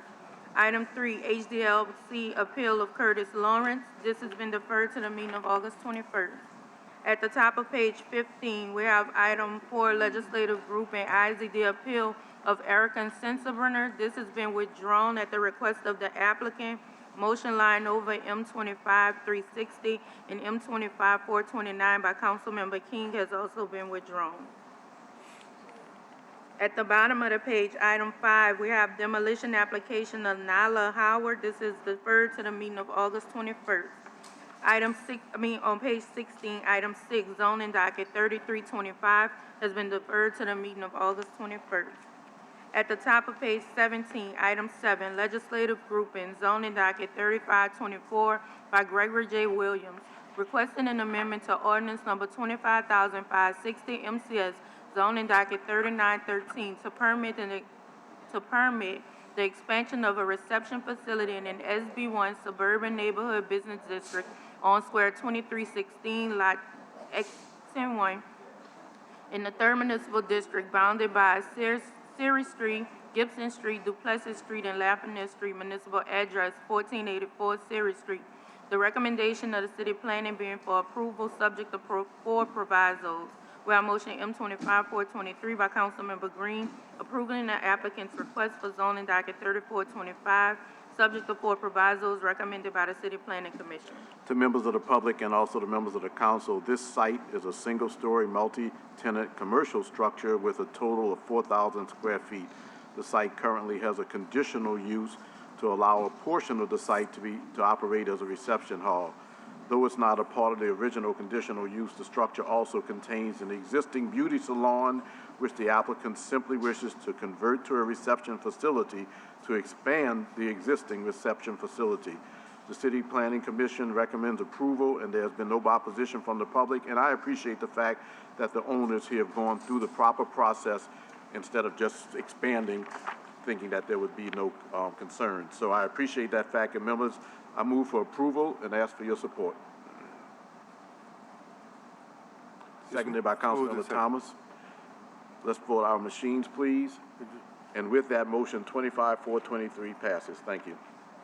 At the top of page 18, we have item 8, legislative group and zoning docket 3525, Michael Eugene Wilson and Christopher M. Randall, requesting a zoning change from an HURD to historic urban 2-family residential district to an HUB1A historic urban neighborhood business district on square 5, lot A in the 5th Municipal District, bounded by L.B. Landry Avenue, Lawrence Street, LaBeouf Street, and Bartholomew Street. Municipal address 1527 L.B. Landry Avenue. The recommendation of the city planning being for approval. We have motion M25-428 by Councilmember King, approving the applicant's request for 3525 zoning docket. Thank you, Madam Clerk. This proposed dental office will provide essential health care services to the Whitney neighborhood, catering to both children and adults. The rezoning is consistent with the master plan's residential low-density pre-war designation, which permits commercial uses on properties with verified historic commercial activity. This application enjoys a recommendation of approval by the City Planning Commission staff and a unanimous recommendation of approval by the full City Planning Commission. In addition, our office has not received any opposition from neighbors, and the staff report notes 4 NPP cards in support from neighbors. With this, I move adoption. Second by Councilmember Harris. 6 yeas, no nays. Thank you. At the bottom of the page, item 9, NSTR Special Exception 6324 has been deferred past deadline to 8/21. At the top of page 20, we have item 11, legislative group and ordinance calendar 34,385, and motion line over M23-426 has been deferred to the meeting of August 21st. Oh, and motion line over M23-427 has also been deferred to the meeting of August 21st. Item 12, ordinance calendar 35,035 by Councilmember King has been withdrawn.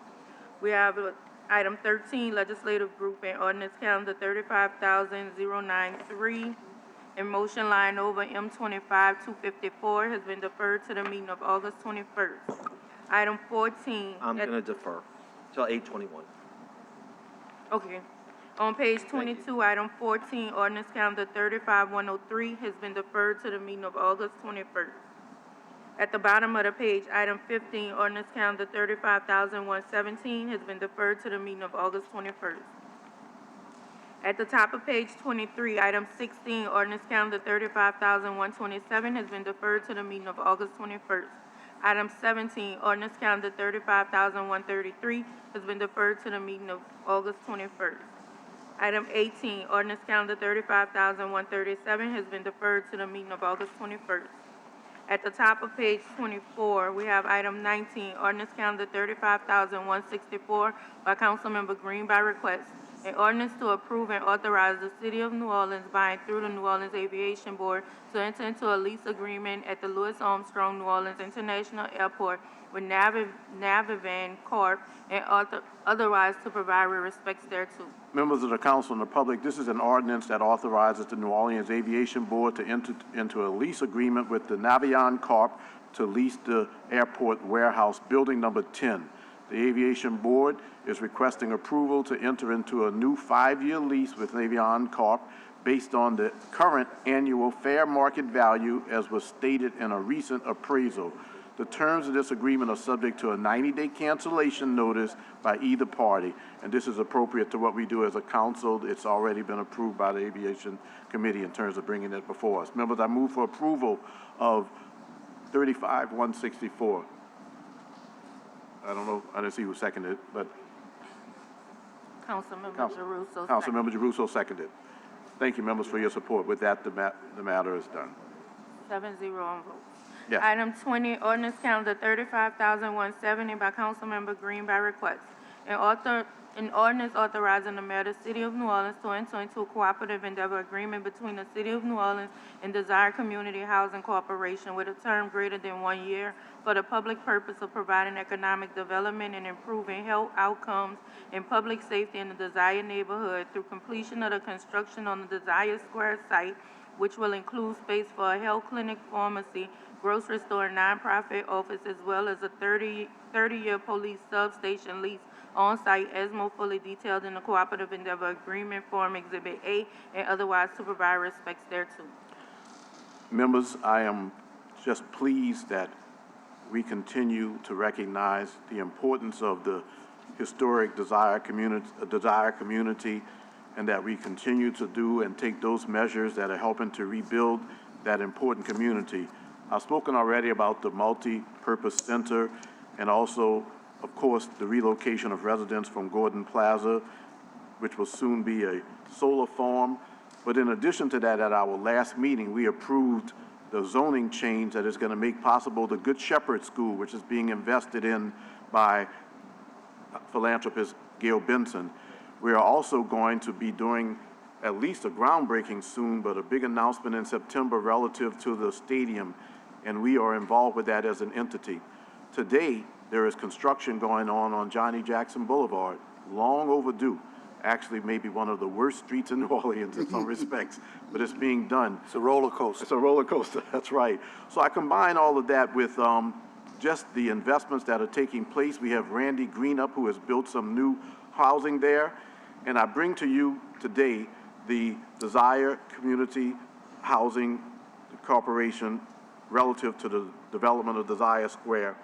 Members, on Sunday, we dedicated a historic marker on St. Bernard Avenue, which was the site of the first African-American pharmacy in New Orleans. The second was at this location today, where we have an opportunity to provide money to see, some funding to see the development of the Desire Square take place. There's a lot going on. And so this is an ordinance to authorize an agreement with the Desire Community Housing for the development of Desire Square. The agreement would complete construction on the Desire Square project, which is a 42,000 square foot multi-purpose facility, which will include space for a grocery store. And I'm going to look at Wilbur Thomas and say the grocery store and pharmacy are extremely important to me. I'm going to ask you. It's extremely important to those residents. The health clinic and the nonprofit office space. The project is expected to create at least 61 new permanent jobs.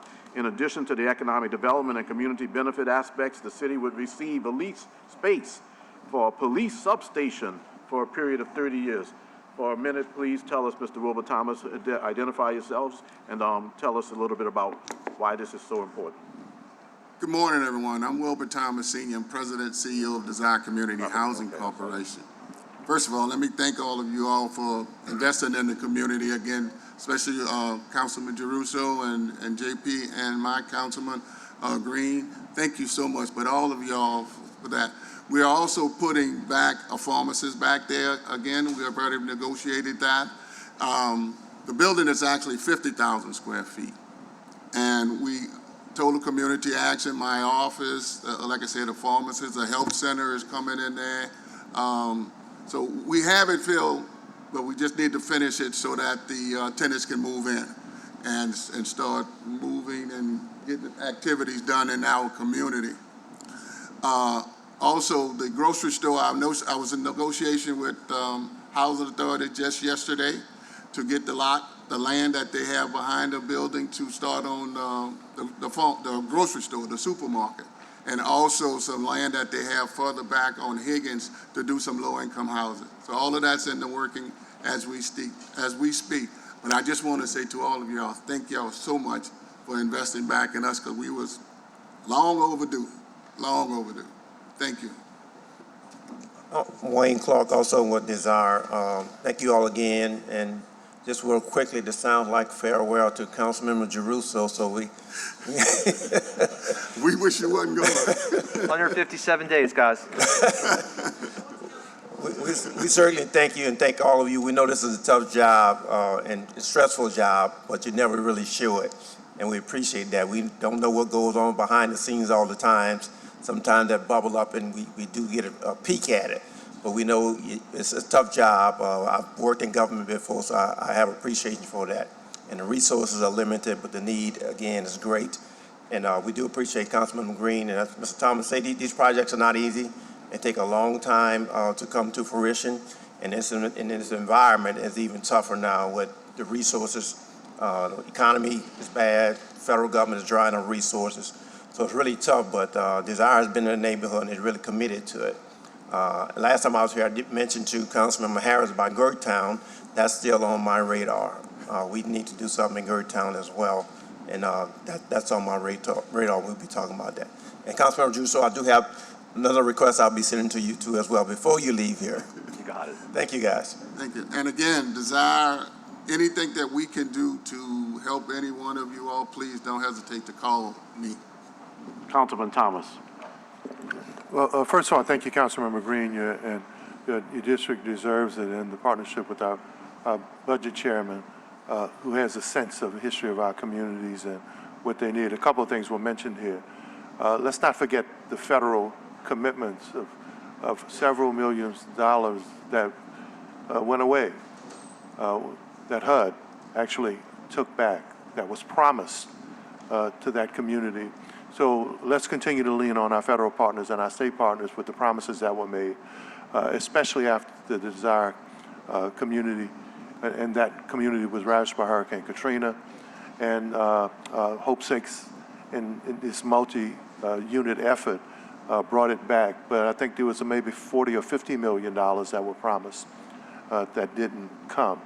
But the other good thing about this is that I mentioned Mr. Thomas's name in a crowded forum the other day of why it's important to reach back with people who have institutional knowledge in history of communities, especially with subject matter that they know, where we can get stuff done. And then to see you partner here with Mr. Clark, who also is equal in terms of a peer, knowing what was, what is, and what can be.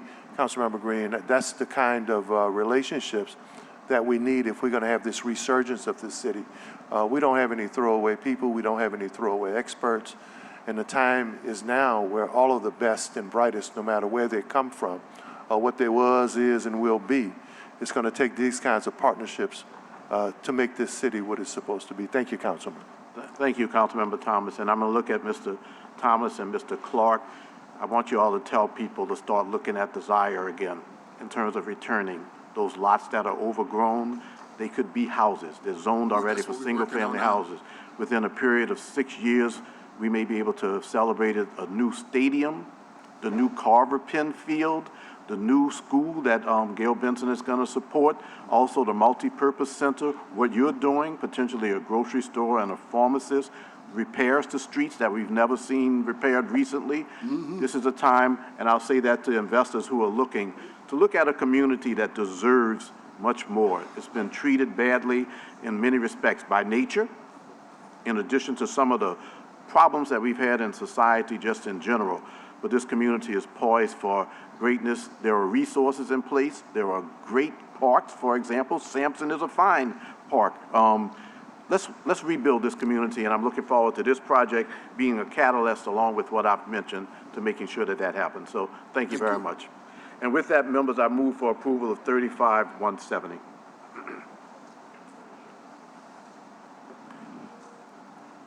Yay. I'm gonna, yay? 7 yays. Please take that message back to the community. Let's rebuild. Will do. Thank you. Just one last thing. I know that there's, we need to clean up the city, but can somebody call the governor's office about the interstate system? Trash is everywhere on the system. Absolutely. Thank you for pointing out who we should call. Yeah, Right? but not just our state officials, right? And the exit ramps on the interstate and the things that, those areas that they're responsible for. And I tell people all the time, everybody wants to call the mayor, the city council. We have elected officials and we have boards and where the people are responsible for those areas. And so only, you know, and I don't want to just run that by because they'll blame us for interstates and state highways and bridges that we have no control over at all. So thank you. Thank you all. All right, welcome. At the bottom of the page, item 21, we have ordinance calendar 35,176 by council members Harris and Jeruso by request. An ordinance authorizing the mayor of the City of New Orleans to enter into a cooperative endeavor agreement between the City of New Orleans, the New Orleans Recreation Development Commission, Friends of Lafayette Corridor Inc., doing business as Lafayette Greenway Partnership, Lafitte Greenway Partnership, for a term greater than 1 year for the public purpose of maximizing the Lafitte Greenway for public recreational use and enjoyment in the City of New Orleans, as more fully detailed in the Cooperative Endeavor Agreement, Form Exhibit A, and otherwise to provide respects thereto. Thank you, Madam Clerk. This is a CEA with Lafitte Greenway Partnership for programming at the Greenway. Through this partnership, we can together support environmental goals like planting native trees, managing stormwater, and maintaining clean, green areas for the public to enjoy. Activating the Greenway with events and programs brings more people out, ultimately supporting small businesses, vendors, and nearby neighborhoods. It's a win for health, community, connection, and economic activity. This agreement ensures programs can continue into the future without interruption, and I do have a card from Jason Neville.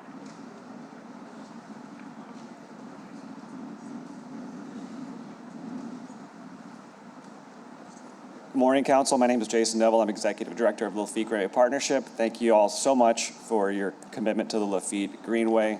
It's come a long way in just 10 years. This November is the 10th birthday of the Lafitte Greenway. In 10 years, it's gone from an abandoned rail line to one of the most beloved public spaces in the city, generating $360 million worth of real estate development, a third of which is permanently affordable housing. It's the #1 most visited most used bike path in the city, and it touches 6 of the 7 council districts, or 4 of the 5 council districts, and as I mentioned to Councilmember Thomas, we've got a plan to bring it to Joe Brown Park in the east and Sankofa Wetland Park, so we're coming to District E soon. So thank you all very much. I also want to thank and recognize our #1 partner on the Greenway, which of course is Larry Barabino Jr. and his team at Nord, I want to thank you for the trust and partnership you've placed in us to be your partner to make the Greenway great. And this CEA is going to help us double down on that partnership as we look forward to the next 10 years on the Greenway. Thank you very much. Thank you, Jason. Thank you, Mr. Barabino, for your continued partnership. This is a win for every person in the City of New Orleans. Can y'all vote your machines, please? 6 yeas. Thank you.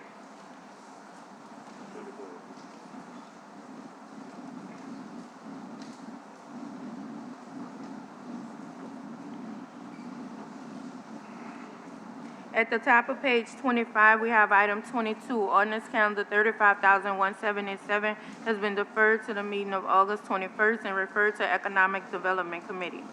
Item 23, ordinance calendar 35,178 by Councilmember King by request. An ordinance to authorize the mayor of the city of New Orleans to enter into amendment number 1 to a previously executed cooperative endeavor agreement between the city of New Orleans and Heroes of New Orleans relative to supporting education, health, and wellness as it relates to city's children, youth, and families, to modify the provisions thereof and extend the term thereof of an additional 2 years and 5 months as more fully set forth in Amendment Number 1, Form Exhibit A, as made part hereof, and otherwise to provide respects thereto. Thank you, Madam Clerk. I make a motion to adopt. Second by Councilmember Morrell. All in favor, 5 yeas, no nays. 6 yeas, no nays. Thank you. At the bottom of the page, item 24, ordinance calendar 35,179 has been deferred to the meeting of August 21st and referred to budget. At the top of page 26, we have ordinance calendar 35,180. This has been deferred to the meeting of August 21st and referred to budget. Item 26, motion line over M25-182 has been deferred to the meeting of August 21st. Item 27, motion line over M25-183 has been deferred to the meeting of August 21st. At the top of page 27, item 28, motion line over M25-184 has been deferred to the meeting of August 21st. Item 29, motion line over M25-186 has been deferred to the meeting of August 21st. Item 30, motion line over M25-187 has been deferred to the meeting of August 21st. Item 31, motion line over M25-189 has been deferred to the meeting of August 21st. Item 32, motion line over M25-235 has been deferred to the meeting of August 21st. Item 33, motion line over M25-236 has been deferred to the meeting of August 21st. At the top of page 29, item 34, motion line over M25-238 has been deferred to the meeting of August 21st. Item 35, motion line over M25-239 has been deferred to August 21st. Item 36, motion M25-288 has been deferred to August 21st. At the top of page 30, item 37, resolution line over R25-343 has been deferred to the meeting of August 21st. We have item 38, motion line over M25-411 by Councilmember Morrell, amending Rule 55B of the Council Rules and Regulations to restrict the authorized drivers of the council vehicles to council members and post-certified executive security personnel or commission law enforcement officers only. Governmental Affairs recommended approval. Thank you. This is from our last meeting, Councilmember Green. It's important for me to take a minute to outline a couple of important facts. There is an opponent of mine in a political race, so this becomes a bit political, who took a video of my chief of staff driving a city vehicle, which was my vehicle. For whatever reason, that video was put out as a suggestion that something wrong was being done. It's important to recognize that our laws make it clear, our rules make it clear that authorized members of the council member's staff shall be permitted to drive a council vehicle. So, at the end of the day, an issue that is not political and that involves nothing wrong has been turned into a political issue. I authorized my chief of staff to use my vehicle as I have done before, which is according to city council rules. The bottom line is that it's been proposed now as a result of that, as a result of a communications attempt by that person in the city attorney's office and also with our staff here, the change is being proposed.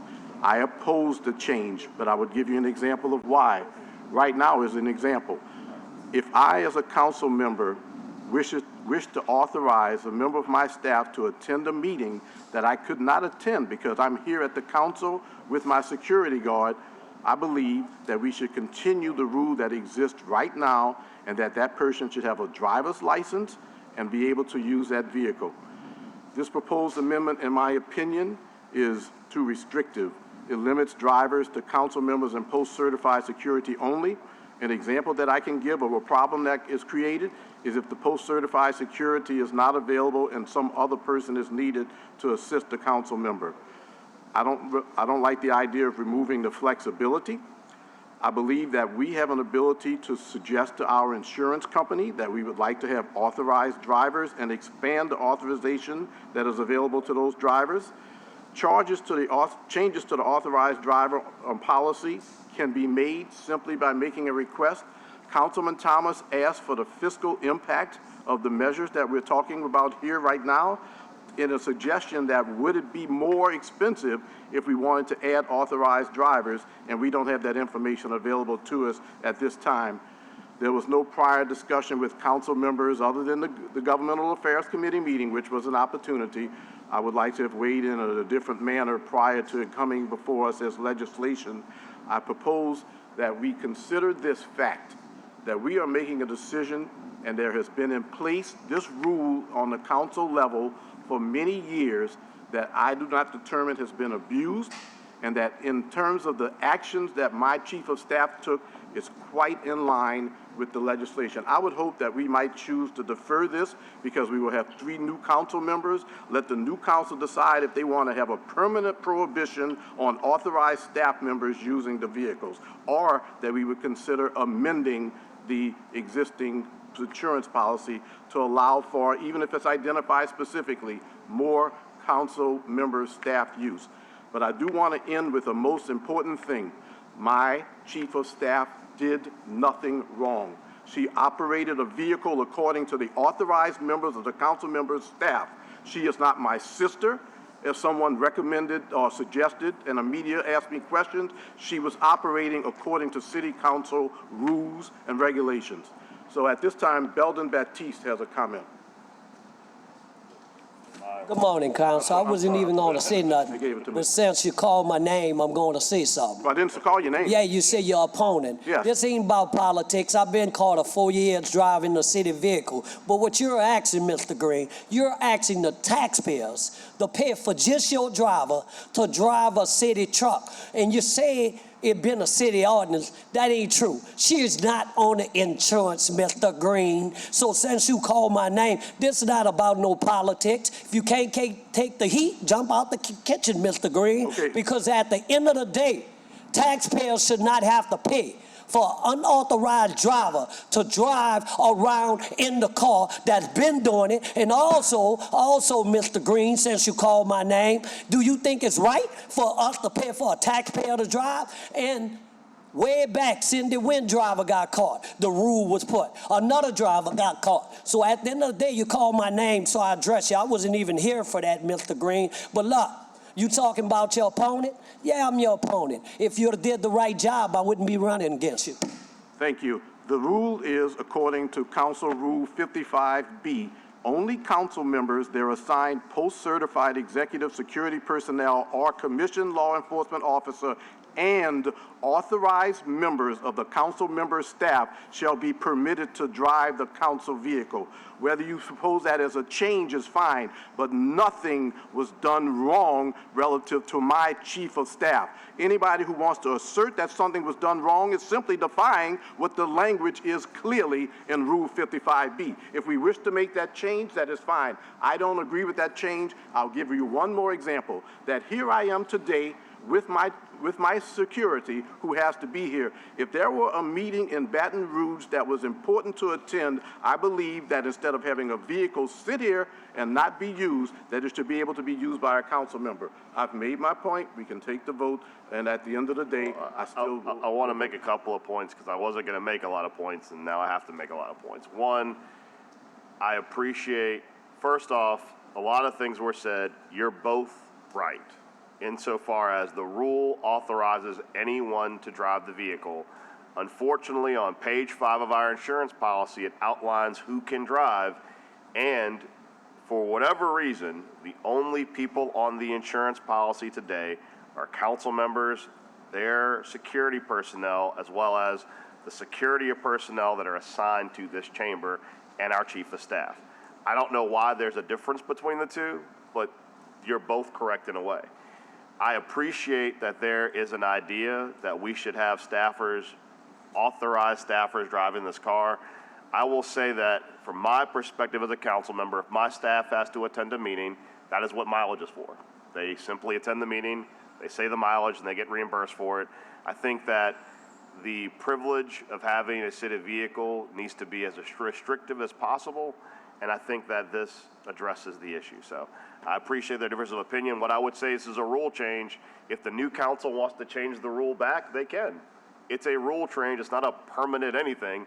We are establishing as this council, this is the rule we want. A new council with 3 new members could choose to go in a different route. So, I mean, the rules change all the time. It changes based upon what any individual council wants to do. I think for purposes of today, this is the best change. Councilmember Thomas. Yeah, just the only thing, I know a little bit about council being a staff person, some of the rules, and I've never known, and if you could help me with reimbursement for mileage. I know I was never reimbursed. I don't think any of my staff has ever reimbursed for mileage, and I haven't seen any invoices about mileage reimbursement. So that was, Mr. President, that's just like a first one for me, because in, you know, even though I've been out for politics for 14 years, the time I did serve as a staffer and as a council member, I've never seen a mileage reimbursement. Now, if they exist, please let me know. It does exist. One can request it. I'll also tell you plenty of my staff, if they're traveling around the city, don't seek reimbursement because it's traveling around the city. But if a staffer was going to go to Baton Rouge, we certainly can explain that policy to you. Okay. Please send me those mileage reimbursement, put them together, because I probably put some folk a whole lot of money who've traveled and didn't ask for reimbursement. So please, for our fiscal office, put that together for me. Thank you. All right. Thank you. I'll move to adopt. Can I get a second? Second by Councilmember Harris. Please vote your machines. 4 yeas, 2 nays. The rule passes.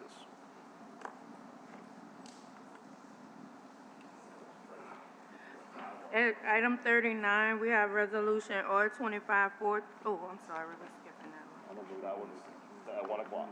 At page 32, item 44, we have resolution R25-430 by council members King, Thomas, Jeruso, Green, Moreno, and Morrell, adding Councilmember Morrell.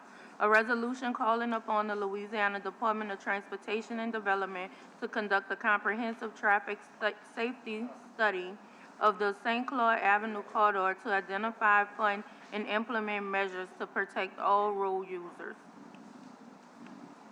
Madam Clerk, I was added, correct? Thank you. Thank you, Madam Clerk. Has everyone been added to this? We'll add all councilmen, but I'm sure this is a very important topic for everyone. We do have some comment cards. Mr. Mills, is it Robinson Mills or Mills Robinson? Come to the podium. Is this Mills Robinson? I'm just letting the lady go first. Okay. Ms. LaSpania, just state your name and get started. Good morning. My name is Eileen Lespina. I'm the Executive Director of BIKC. Not first time meeting you guys. I've been here many times. I want to say thank you for pushing the needle forward the right direction where we're making our vulnerable road users a priority.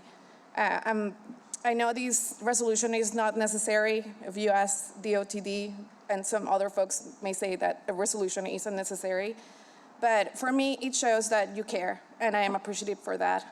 I'm going to do something a little bit different. I actually want to spend the rest of my 2 minutes in silence on reflection for those who have died, and for you to think of what you have done, what you're doing today, and what you can do in the future to continue to make our streets safer.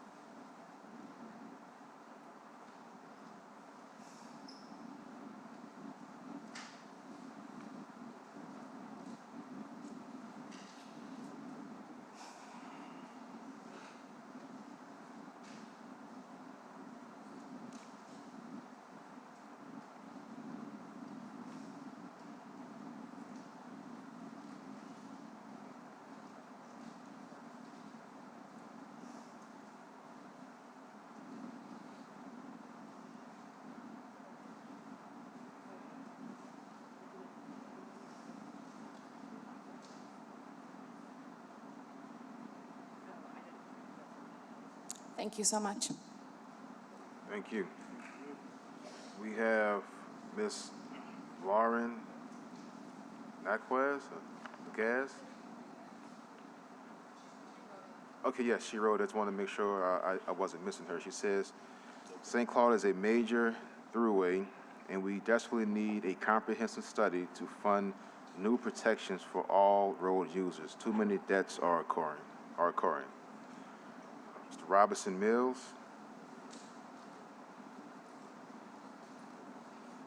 Good morning, Council. I think y'all are doing great work, seriously. I've been here since 1987, and I was going to wear a dinosaur costume last Mardi Gras to celebrate somebody, but I decided not to do that. And I think the work that's actually getting done on the roads in this city is outstanding. At first, I was kind of pessimistic, and I think y'all are doing a really great job.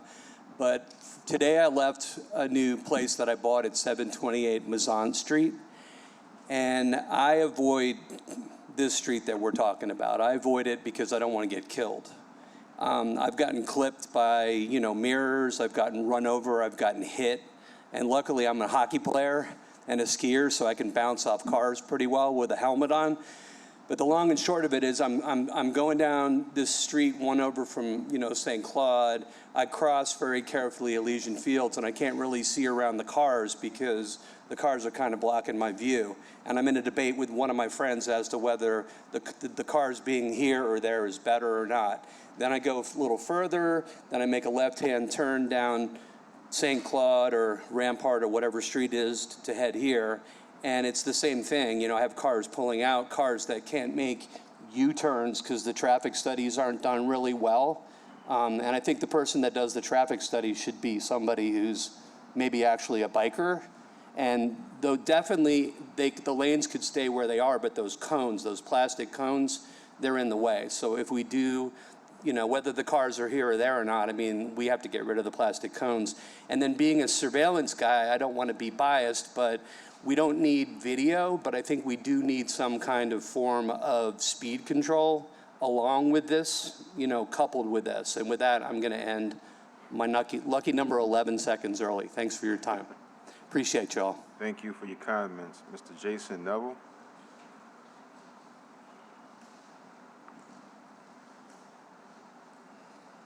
Good morning. Can't speak to the particulars of St. Claude Avenue in terms of design. I'll defer to my colleagues and the folks that live and work down there. But I did want to mention a few things about some prior work that this council and the Department of Public Works have successfully done to do similar projects elsewhere in the city where it's a street that's also a state highway, which is Broad Street. So when we updated the master plan for the Greenway about a year and a half ago, the number one challenge identified was how dangerous it was to cross the Greenway at Broad Street. Since then, we've worked with members of this council. Councilmember Eugene Green came out with us and stood side by side with DOTD and Bike Easy and Department of Public Works. And we're getting a new signal at Greenway and Broad, which is a DOTD project collaboration with DPW. It's going in right now. If you drive or bike past it, you'll see it happening right this moment. And DOTD is also extending the bike lane, which there was a gap on the Broad Street bike lane between Tulane Avenue and Bienville inexplicably. But we, Lafitte Greenway Partnership, work with Bike Easy, DOTD, some reps from the state legislature to really push DOTD to include that bike lane. And I'm happy to say that thanks to that relentless advocacy, we've been able to extend that bike lane. So.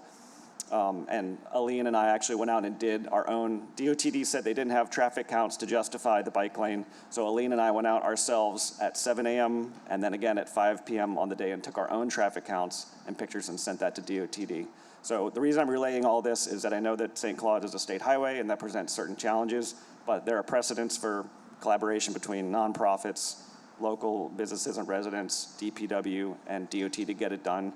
And so I thank y'all for introducing this motion and supporting it. I look forward to seeing safety improvements on St. Claude. Thank you. Thank you. Ms. Grace Lewis.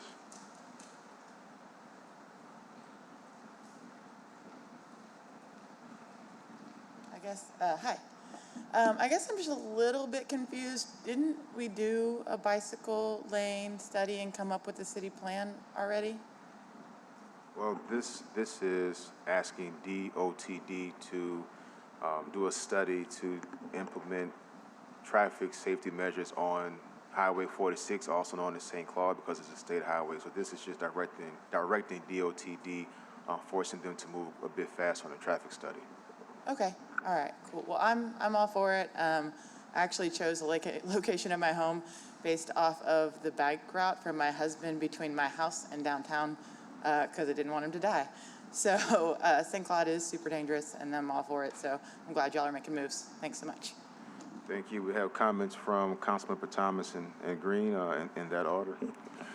First of all, thank you, Councilmember King, and all of the advocates for biking and pedestrian biking and driving safely. This is a real important initiative, especially because as we see the ghost bikes that are kind of placed in different parts of our city. We understand recent incidents that have not only just happened on the interstate, that have provoked a whole nother model of how we deal with traffic in certain parts of the community, but the incidents on South Claiborne that have happened for years and decades, as well as on St. Claude. We really need a pedestrian biking and driver education initiative in a real way. And so hopefully at some point, hopefully this initiative can help because I've watched it, especially on Broad Street by the Greenway, that if there are people who use that walking path a lot, they automatically think that the cars are going to stop. And if there are people who drive that way who understand, they will automatically stop and give right away to people approaching the Greenway path.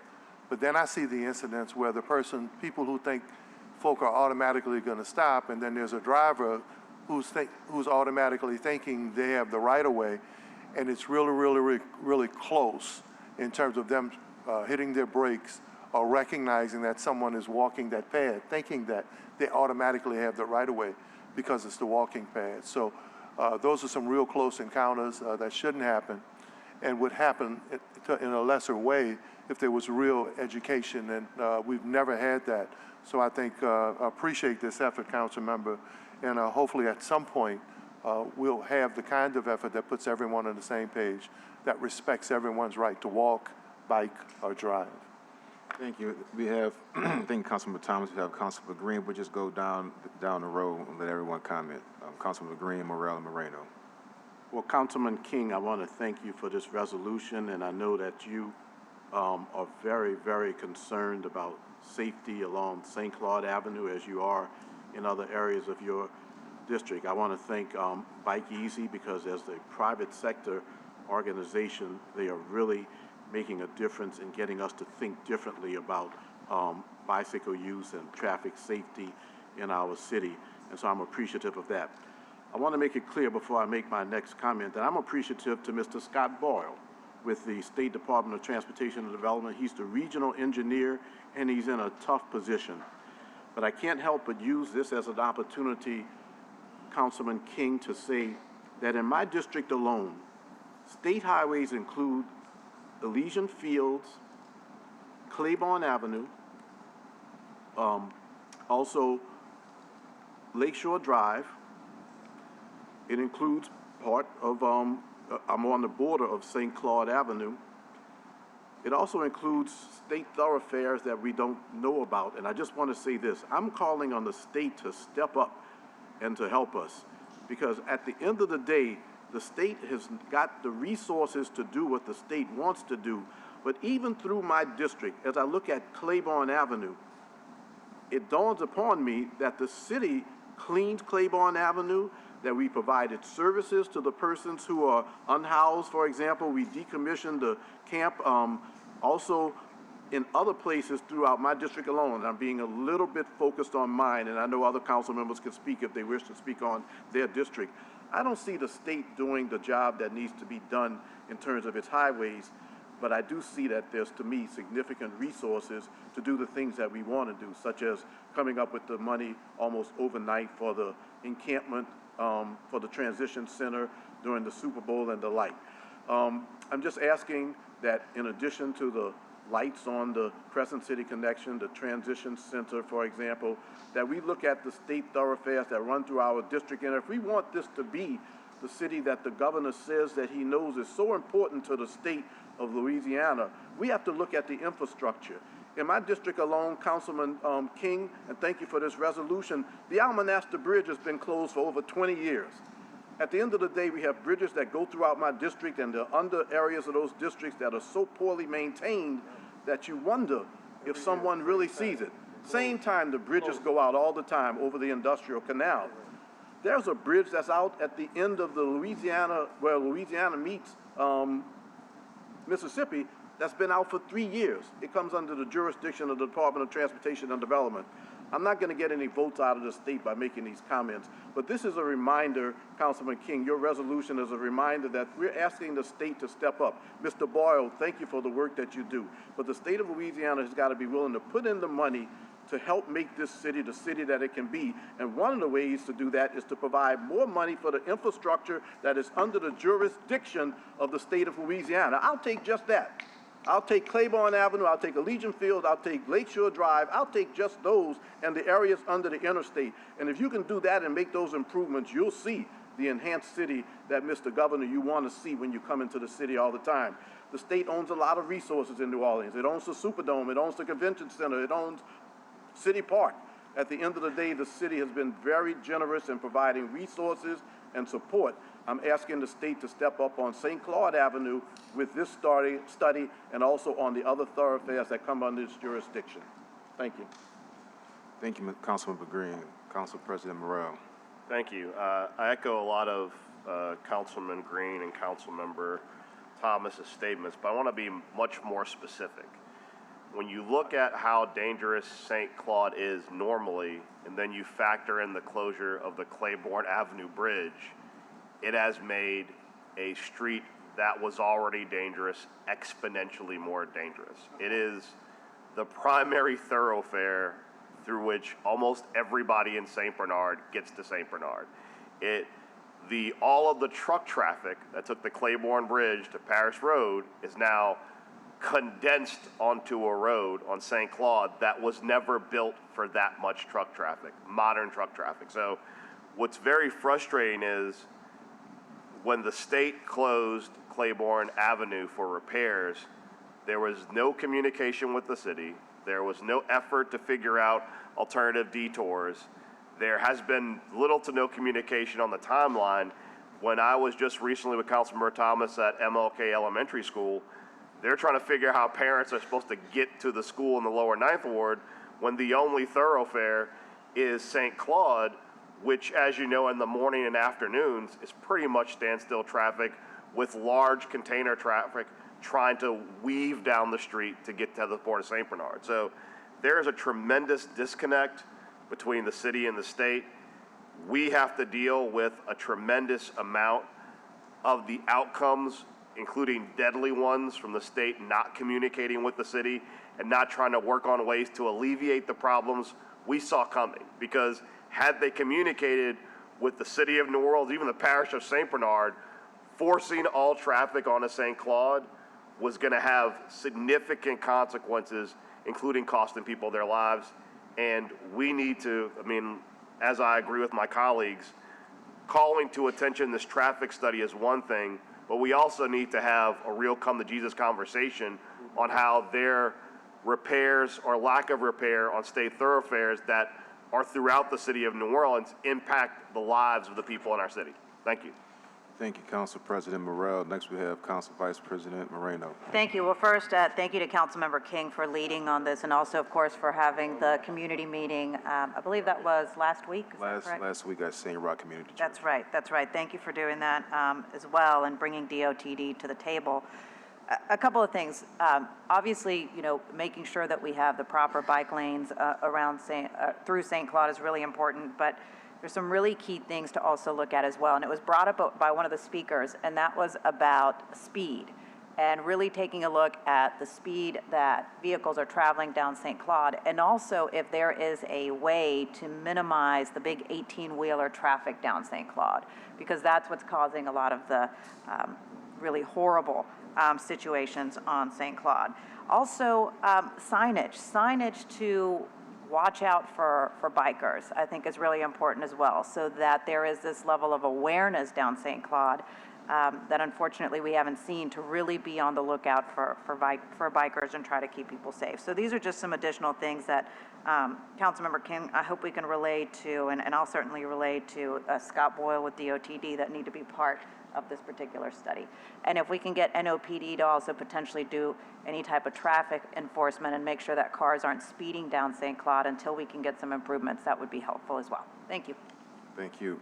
Well, at that meeting, NOPD did commit to lending their resources to more traffic enforcement along St. Claude. They too realized that a lot of people speed, run red lights, run yield, stop signs, and that more traffic enforcement is needed along St. Claude. So I have some prepared comments, and then I'll just give share my own experiences on St. Claude. This resolution seeks to address the urgent crisis on St. Claude Avenue, where recent pedestrians and cyclist fatalities have underscored a pattern of danger on this vital corridor. We have a duty to protect our residents and visitors, and this resolution calls on the Louisiana Department of Transportation and Development to act decisively.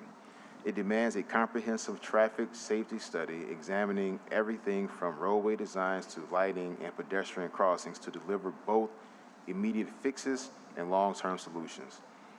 This is about saving lives and making St. Claude safe for everyone, walkers, bikers, transit users, and drivers alike. And I want to share some personal experiences. I've walked St. Claude, I've jogged along St. Claude, and I've ridden a bike along St. Claude a few times, and it's a bit, you get to appreciate someone's circumstance when you put yourself in their shoes. And riding with Bike Easy, thank you for that invite. I saw firsthand how scary it can be, how dangerous it can be riding along St. Claude. So I give you an example, which I'm sure people face multiple times a day, that I face all on this bike ride. I'm riding down St. Claude, passing up road barriers, going towards Bywater community, and going in that direction. And you're in a bike lane, and you have a car parked in a bike lane, whether it's a neighbor or a resident or a delivery vehicle. It's parked in the bike lane, and you have a few seconds to decide, should I jump the curb on my right, or should I do I have time to avoid this car that's illegally parked in the bike lane and go on to St. Claude to go around this car, but you're not sure if a car is coming down behind you, so you're not really sure what to do. And you only have, a few seconds to make that decision. That happens often on St. Claude, and even if you go next to a car that's parked on the bike lane, you have to be mindful of if somebody may open that door as you pass down on St. Claude on a bike lane going around the illegally parked vehicle. So there are a lot of dangers seen and unseen when biking along St. Claude, and I just would like to urge DOTD to move very quickly to do this traffic study and to come up with some resolutions to make St. Claude safer again for bikers, bicyclists, transit users, walkers, drivers, and everyone. So there are some online comments. After those online comments, I'm going to move to adopt, and we have to vote. First comment is from Gordon Ebbett. He says, please do whatever you can to make bicycling safer in New Orleans. There are too many ghost bikes. A friend has personally seen 2 people killed on St. Claude. In a town that should be very bike friendly, it's actually deadly. Thank you. David Simons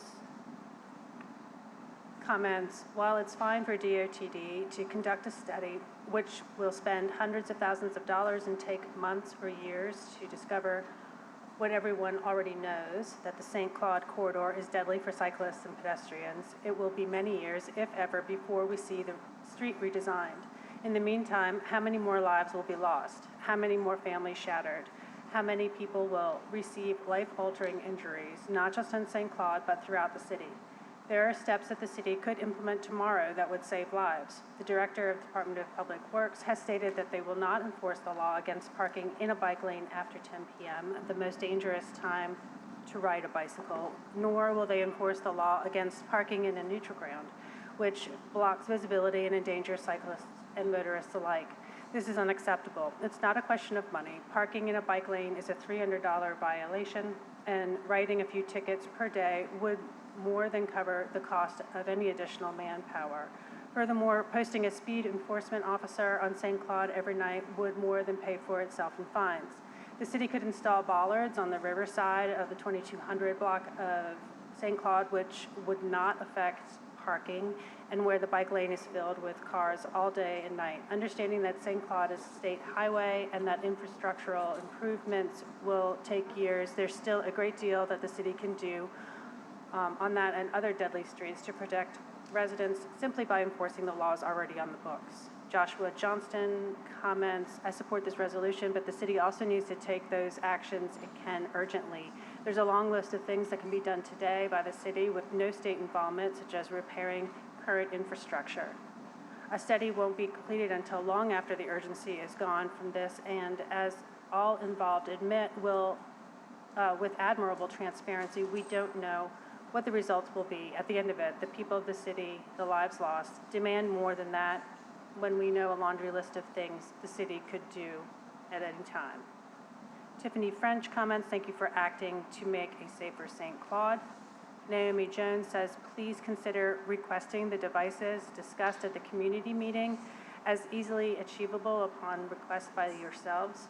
Trailers with monitors that show drivers their speed, blinking caution lights, and additional enforcement. And the last comment is from Evan Conroy, who says, I fully support this resolution calling on LADOT to conduct a comprehensive safety study of St. Claude to identify, fund, and implement safe engineering that protects all users, pedestrians, people on bikes, those needing additional mobility or time to cross, and drivers. As it is now, the corridor is extremely dangerous for all users. These safety improvements are critical to saving lives, enhancing usability, and in strengthening community and economic connections throughout the Ninth Ward. That's it.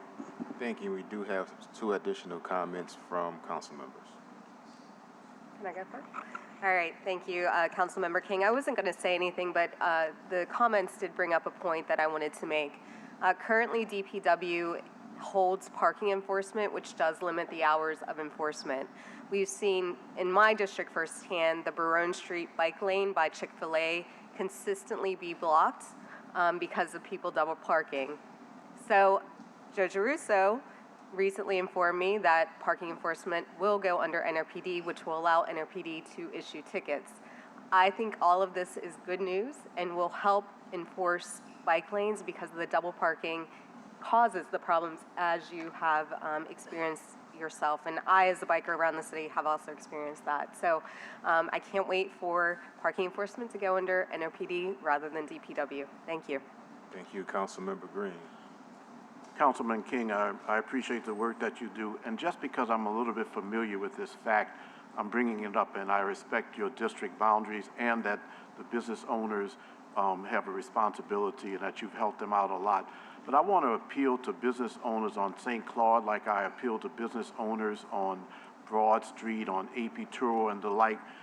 Encourage your customers to do the right thing. The reason that we can't issue tickets, for example, at certain hours is because of the belligerence of customers who threaten workers from DPW when they're, well, the parking enforcement, when they're doing their job. I just think that in general, in many areas where we know that there's going to be an issue, that the business owners can talk to some of their clients, either through signage or an occasional announcement. One, be nice, but the second thing is do the right thing. You know if you're parked in a bike lane, you know if you're parked in a bike lane, and you know what the difficulties are with the bikers going around it. But I think that the business owners can help, and Councilman King, I bring it up because at this time it's appropriate to bring it up, but I want to let you know that I talked to the business owners in District D2 and tell them to work with their customers to ask them to do the right thing, and that's to continue to think of bike safety and also just even safety of citizens who are walking on sidewalks. We have people who park on sidewalks who think that that's okay because they're going to a club. And then the citizens and the residents have to walk out into the streets. My general message is, please work with those who patronize your businesses to tell them to do the right thing, because in the long run, that'll work to your advantage. Thank you. Thank you, Councilman Green. I want to also add one comment. There have been some parking enforcement sweeps along St. Claude, and those departments that took place in those sweeps were vilified by members of the community, and unfortunately by the media. So we have to be consistent. Those sweeps keep everyone safe. They prevent people from parking on the neutral ground, which makes it dangerous for cyclists. It prevents food trucks from parking on the neutral ground and in the bike lane, which makes it dangerous for drivers, everyone who uses St. Claude. So we have to be consistent. We can't ask for enforcement now, and then when we get the enforcement, we say it's too much enforcement. So I'm all about being consistent and being fair and being equitable. So if we're going to ask for a safer St. Claude, and the city do what it can do in its powers, when DPW or parking enforcement or whoever the case may be, they go out and they do these quality of life sweeps, we need to support them and not say you're being too heavy-handed, because we see what happens when you don't make these sweeps.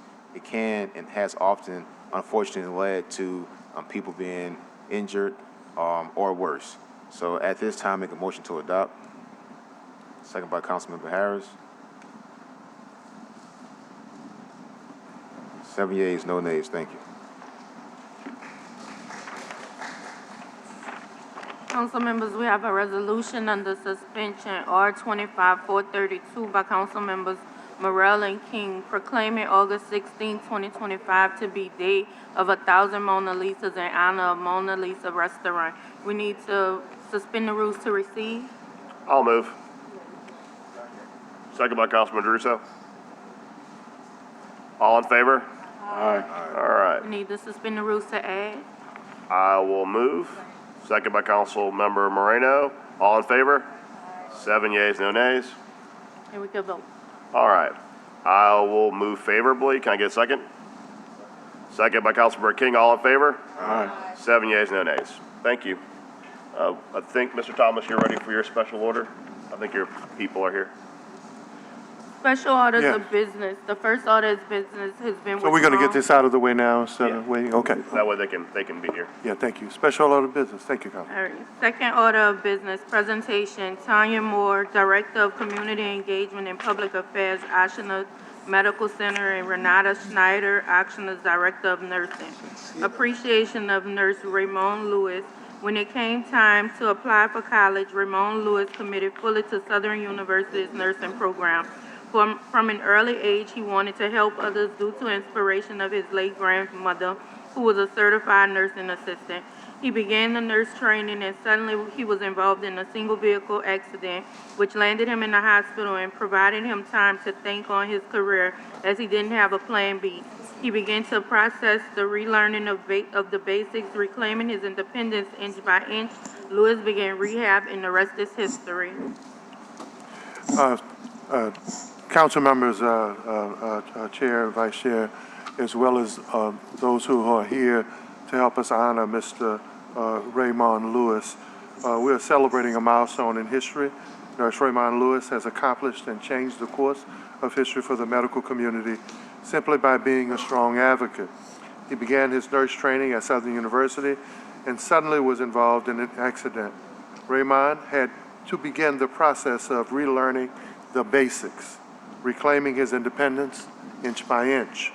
One of the greatest things to happen during the course of his life occurrences was the interview with Ashland Director of Nursing, Renata Schexnayder. We're happy to help here to welcome him, Ms. Schexnayder, as well as the team, and recognizing this is his day. So we're going to start the video, and I would hope at some point, I know the media is usually here for politics and our folly, but as someone who comes from a family, my elder sister was disabled, and the work that had to happen in making sure that she was not only a part of the family, but part of society. At some point, we'll have our media interests cover really life-changing and heartwarming and powerful stories like this. Please start the video. Honoring the 250th birthday of America with a new series called We the People. It tells the stories of ordinary folks doing extraordinary work in our community.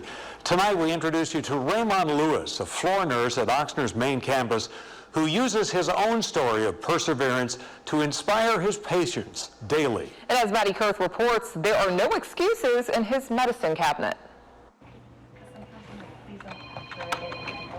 And I get it done for my patients. From an early age, Raymond Lewis knew he wanted to help others. I think around elementary school, say my grandmother being a CNA, going in and out the hospitals, but I also was in and out the hospitals. I broke a lot of bones when I was a child. The sights and sound of the hospital, once intimidating, began to feel familiar, even comforting. I'm Ray. I'm gonna be your nurse. I'm just coming to check some vitals. No nursing called me, truly. You know, that's how I feel. And his dedication to that calling didn't go unnoticed. When I think of Raymond, three of the things that come to mind are like strength, perseverance, and resilience, which really is the spirit of nursing. When it came time to apply for nursing school, Lewis put his heart into Southern University. You know, I love him. I definitely love him. Excelling in his coursework and building trust in his training. Like a part of a family. As he got closer to graduation, being anything other than a nurse never crossed his mind. I didn't have a plan B. Then, everything changed. He woke up in a hospital bed, heartbroken and confused. Took my eyes off the road for a quick second. But that's all it took. He says his car flipped 5 times. Doctors told Lewis the damage from his single vehicle accident was severe. They said he was paralyzed from the chest down. I never, looked down on a moment of being paralyzed. I was positive when they came in and told me about the situation, the diagnosis. I just, it's the card I'm dealt, so I accepted it. Lewis turned to rehab, giving it his all, even though his dream of becoming a nurse was suddenly out of reach. Laying in that hospital bed, I had a lot of long nights of just thinking. Didn't know what my career path was going to lead to because I invested so much into the program, becoming a nurse. Relearning the mundane, Lewis fought for every inch of independence. And through it all, his Southern University family promised there'd be a spot for him. Okay, bro. Whenever he was ready to come back. Definitely brightened up my spirits while I was in there. Slowly, he got stronger, made it outside, and learned to navigate life on wheels. And 6 months later, he was back. LaPlace to Baton Rouge every day, at least 5 days a week, did clinicals. Didn't want anybody to kind of use me as like a pity party. Driven by determination, Lewis studied even harder, pushing further, knowing he had something to prove. Hey, you good enough? You all right? Clean them with one hand and throw it away, It's a challenge. Everything is a challenge, but I live up to it. Like I said, I don't make any excuses. And he kept his sense of humor. They probably look at me and say, how he's able to turn patients. That's a challenge, but, by me pushing that wheelchair around, I'm kind of, muscular at the top. But just weeks before earning his degree, another heartbreak. The woman who first inspired him, his grandmother, passed away.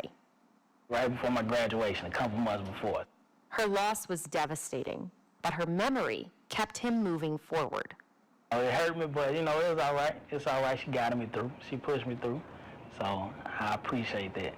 Honoring her legacy, Lewis beat the odds. He crossed the stage and took his next leap of faith. Were you nervous about getting a job? Oh, man, it was terrifying because the first thing I thought was that, nobody's going to accept me, being in the wheelchair. I thought I probably was going to have to change routes, try to do something behind the scenes. But just like before, there was no plan B. Lewis interviewed with Oshner Medical Center, and to his surprise, the hospital had big plans. We immediately, it wasn't a can we do it, it was more of a how we're gonna do it. Renata Scheck-Snyder, head of nursing, wanted Lewis on the floor, face-to-face, daily with patients. It was scary because I'm like, man, I don't know if I'm gonna be able to do that, being on the floor in a wheelchair. And his patients feel that too. You don't need anything else, you good? I'm good. All righty. Well, call if you need me, okay? And there's been plenty of patients that tell me, man, I see you in this wheelchair, that makes me want to go harder and, do better for myself. I make it work, and they make it work for me as well. They see me in a wheelchair, they never turn me away. He definitely has that it factor and really connects well with our patients, and they connect well with him. The hospital says Lewis is the only nurse in a wheelchair in the entire state of Louisiana, a title he carries with pride. I think he really embodies the spirit of nursing and is really a living example of that. And each day, Raymond Lewis wheels himself to work with gratitude, purpose, and a smile. Hey, how you doing? They could have turned me away and picked anybody else that's up and walking. A testament to his strength and the life that can be rebuilt with a second chance. They took a chance on me, and it's like, it's like a family. I love them. I love everybody on the unit. From one family to the next. Look, God bless me. He blessed me, so. In New Orleans, Maddie Kurth, Fox 8 Local First. Wow, come on, let's absolutely. I've already read why we're here in terms of this day of making not only history but making memories. So, Councilmember Giarrusso. Well, my sister had spina bifida, was a quadriplegic, so you can say you don't want a pity party, but I know the world is not easy or fair for people who have walkers or wheelchairs. You constantly have to think, can I get in the restaurant? How do we get around? How do we move things? How do we make it all work? I also figured out, because she was physically vulnerable, people were more emotionally vulnerable with her. And so she learned everybody's deep, dark secrets in a very short period of time. And my guess, Raymond, is that you hear things from patients because you make them feel comfortable with the work that you're doing.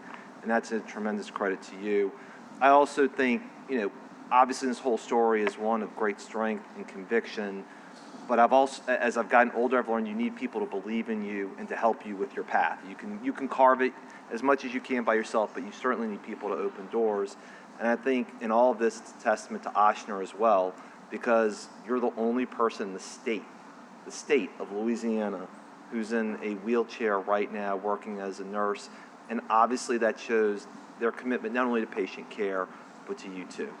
And so I think it's also, just in closing for me, brave of you to share your story. I feel like I say that, but it is. And it can't be easy to watch the footage of the accident, your recovery, how hard physical therapy is. It's reliving it, but your strength in doing it is what helps strengthens other people. Yes, sir. Thank you so much. All right, thank you. Councilmember Harris. Well, first of all, Southern University Jaguars, yeah? Yes, ma'am. You are an inspiration to many other people who look to you to say, what can I do? How can I overcome?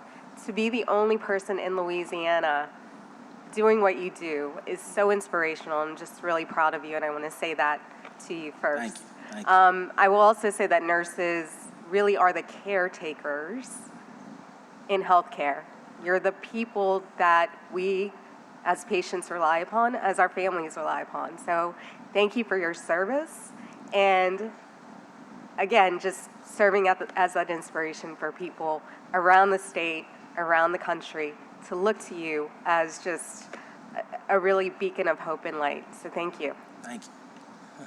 Councilmember Moreno. Thank you. Good afternoon, Mr. Lewis. What a story. Seeing your car accident and the photos of your car, obviously someone up above knows that there's a purpose for you. Right. And you are fulfilling in that purpose. Yes, ma'am.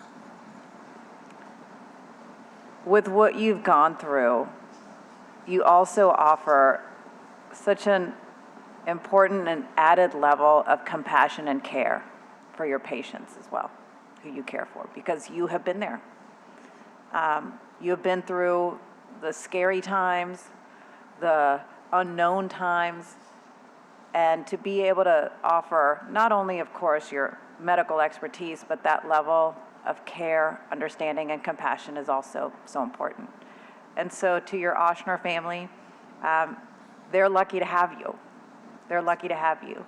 And obviously with the opportunity they've given you, I'm sure you feel like you're lucky to have them. Yes. So I'm just, I'm actually really grateful, Councilmember Thomas, that you brought Mr. Lewis before us today so that we could all be inspired by his story. I think every once in a while, with everything that we go through in life and deal with, like we need to have that inspiration, and we need to see and meet people like you who are like, wow, look at what you're doing, and make us so proud.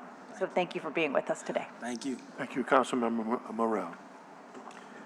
I want to say how, first off, my wife's a nurse, the pediatric wound nurse, and the fact that you, at such a young age, chose this as your profession, knowing, because from your grandmother's background, what you were going to do, to say it's a calling and a call to service is really an understatement.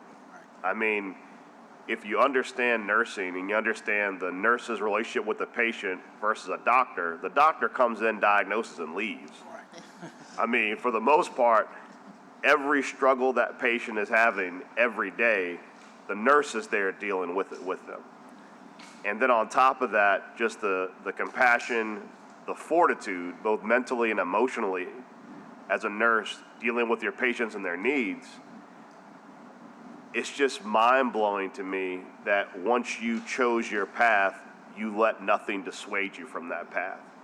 And that really speaks to a level of personal integrity and commitment, because there's so many people that when they face minor obstacles, they shift off that path, and you faced major obstacles and never diverted from the path that you had chosen.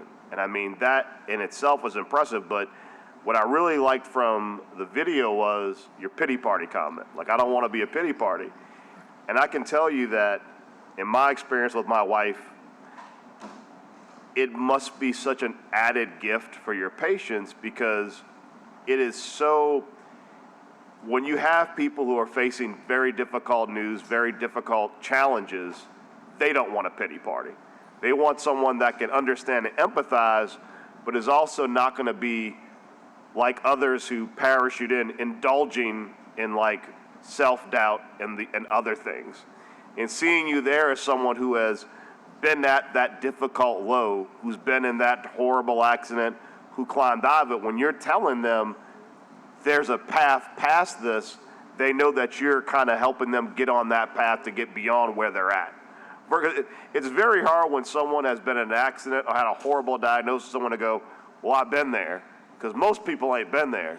You've been there. Yes. So when you're saying, I've been there, and there's a path past this, that level of inspiration on a one-on-one basis, you can't put a value on that. I mean, the ability for you to connect with patients has to be beyond what many people can offer. And I think Ochsner is so lucky to have you. And I am so excited that you're part of such an amazing organization that's lifting you up. Like you said, they could have said, hey, we got this desk job for you. Like, no. You want to be bedside. Right. And I mean, also as a nurse, choosing to do bedside and stay on bedside, that says something about your commitment. Yes, sir. Thank you. Councilmember Green. Raymond Lewis, I'm just so inspired by your story. I was actually looking up on, I wasn't being rude, I was actually looking up a little bit more about you. What a story. I mean, but, I'm just so pleased to have an opportunity to meet you and to celebrate with you. And to add to what Council Member Morrell said, I can just imagine how a lot of people feel when you wheel into the room in a wheelchair. That's got to be inspiring to them to basically say, man, I can do this, whatever it is. I bet you've helped some people feel a lot better by being in their presence. So I just want to tell you how inspired I am by your story, by your life. I do want to tell you that I'm going to share it with my daughter. Everybody's got to hear it whenever I have a chance. My daughter just graduated from medical school. She's Dr. Melanie Green. I want her back here in New Orleans, Tanya Moore. I want my daughter back here in New Orleans. Your inspiring story is going to be another reason that I get her back here, because I talked to her very favorably about our city and state. You are an example of why. Yes, sir. Thank you for all that you do. Right. Thank you. I want to thank my colleagues for joining and honoring not just Mr. Raymond Lewis, but what it means to all of the other people who are watching your success. And when I say watching your success, because it's inspirational to them. Lord, I wish the late Charles Toubre was here to see this. For those who may not know who the Lake Charles Toubre is, when I came back to New Orleans decades ago, he was some of the one who led the way fighting for the rights of handicapped people. His picture is on an electrical box on Napoleon Avenue. And the reason why he had asked me to work for him, because even as a college athlete, I helped raise money for people who are afflicted with handicaps, things that debilitated them because of my sister Juliet Thomas. It was always interesting to see how people would greet her in her wheelchair or with her handicap. Many were intimidated, uncomfortable. They were insecure. And the thing that you have that I see that she had was that she was always more comfortable with them than they were with her. And so it was always interesting. So my mother had put a sign in our kitchen because in our lower Ninth Ward home, everything happened around the kitchen. Because of Juliet's relationship with the world, she put those posters, and I think some people still have them, that God didn't make any junk. And that you don't treat people with afflictions or disabilities any different than you would want to be treated. Because people don't understand what's indelible in their faith, right, their spirit. And I wrote here, the human spirit is more powerful than our intellect, more powerful than our muscles, and more powerful than anything that gives us influence and value. And you display that. And when my sister was alive, she displayed that. And I hope that Adonis Washington, a young man that we honored here, if you guys will remember some years ago, he's the guy young man that in spite of his handicap, he marched in every parade with his marching band. So Adonis, because of you, you have a professional place, and he's just a high school student. But most importantly, I want to thank the Oshner family. My sister worked at the Strive Center. There were very few places who would give her a job. But the government-funded Strive Center was a place where she could not use her disabilities, but use her abilities. Funding was cut to that program. So for that part of her life, she couldn't go to work anymore. She had to stay home. And for you, Miss Renata, Miss Scheck-Snyder, God gives us angels. They give us people who their vision and their insight is larger than what they think is their purpose. So I would hope that the rest of the world would be like the Oshner family, but use your lens of life so that you can see in people that in many cases society has not allowed them to see in themselves, or their disability or their inability, that they can't see the ability themselves. Because unless we have more people like you, who not just say that you matter, but there's a place in this economy, there's a place in this world for you, people like Adonis, people like my sister, people like the great Raymond will never ever be able to contribute their gifts to our society. So on behalf of me and my late sister and my family and all of those who have ever worked for people who the world sees with handicaps, but we see with abilities, I want to thank you and Oshner from the bottom of my heart. Thank you. Thank you very much. Thank you. Now, go ahead, guys. Good afternoon, council members, and thank you for having us on behalf of Oshner Health, who our vision is to inspire healthier lives and stronger communities. We would like to say that, yes, Raymond is one of our healthcare heroes, and thank you for pointing this story out so that everyone can hear. I think I just learned today that you may be the first person in the state who uses a wheelchair every day to go to work. So that's inspiring as it is, and this is a testament of the excuses no one should be making at this point. I do want to also introduce, we have Leslie Thiel here, who is Raymond's manager.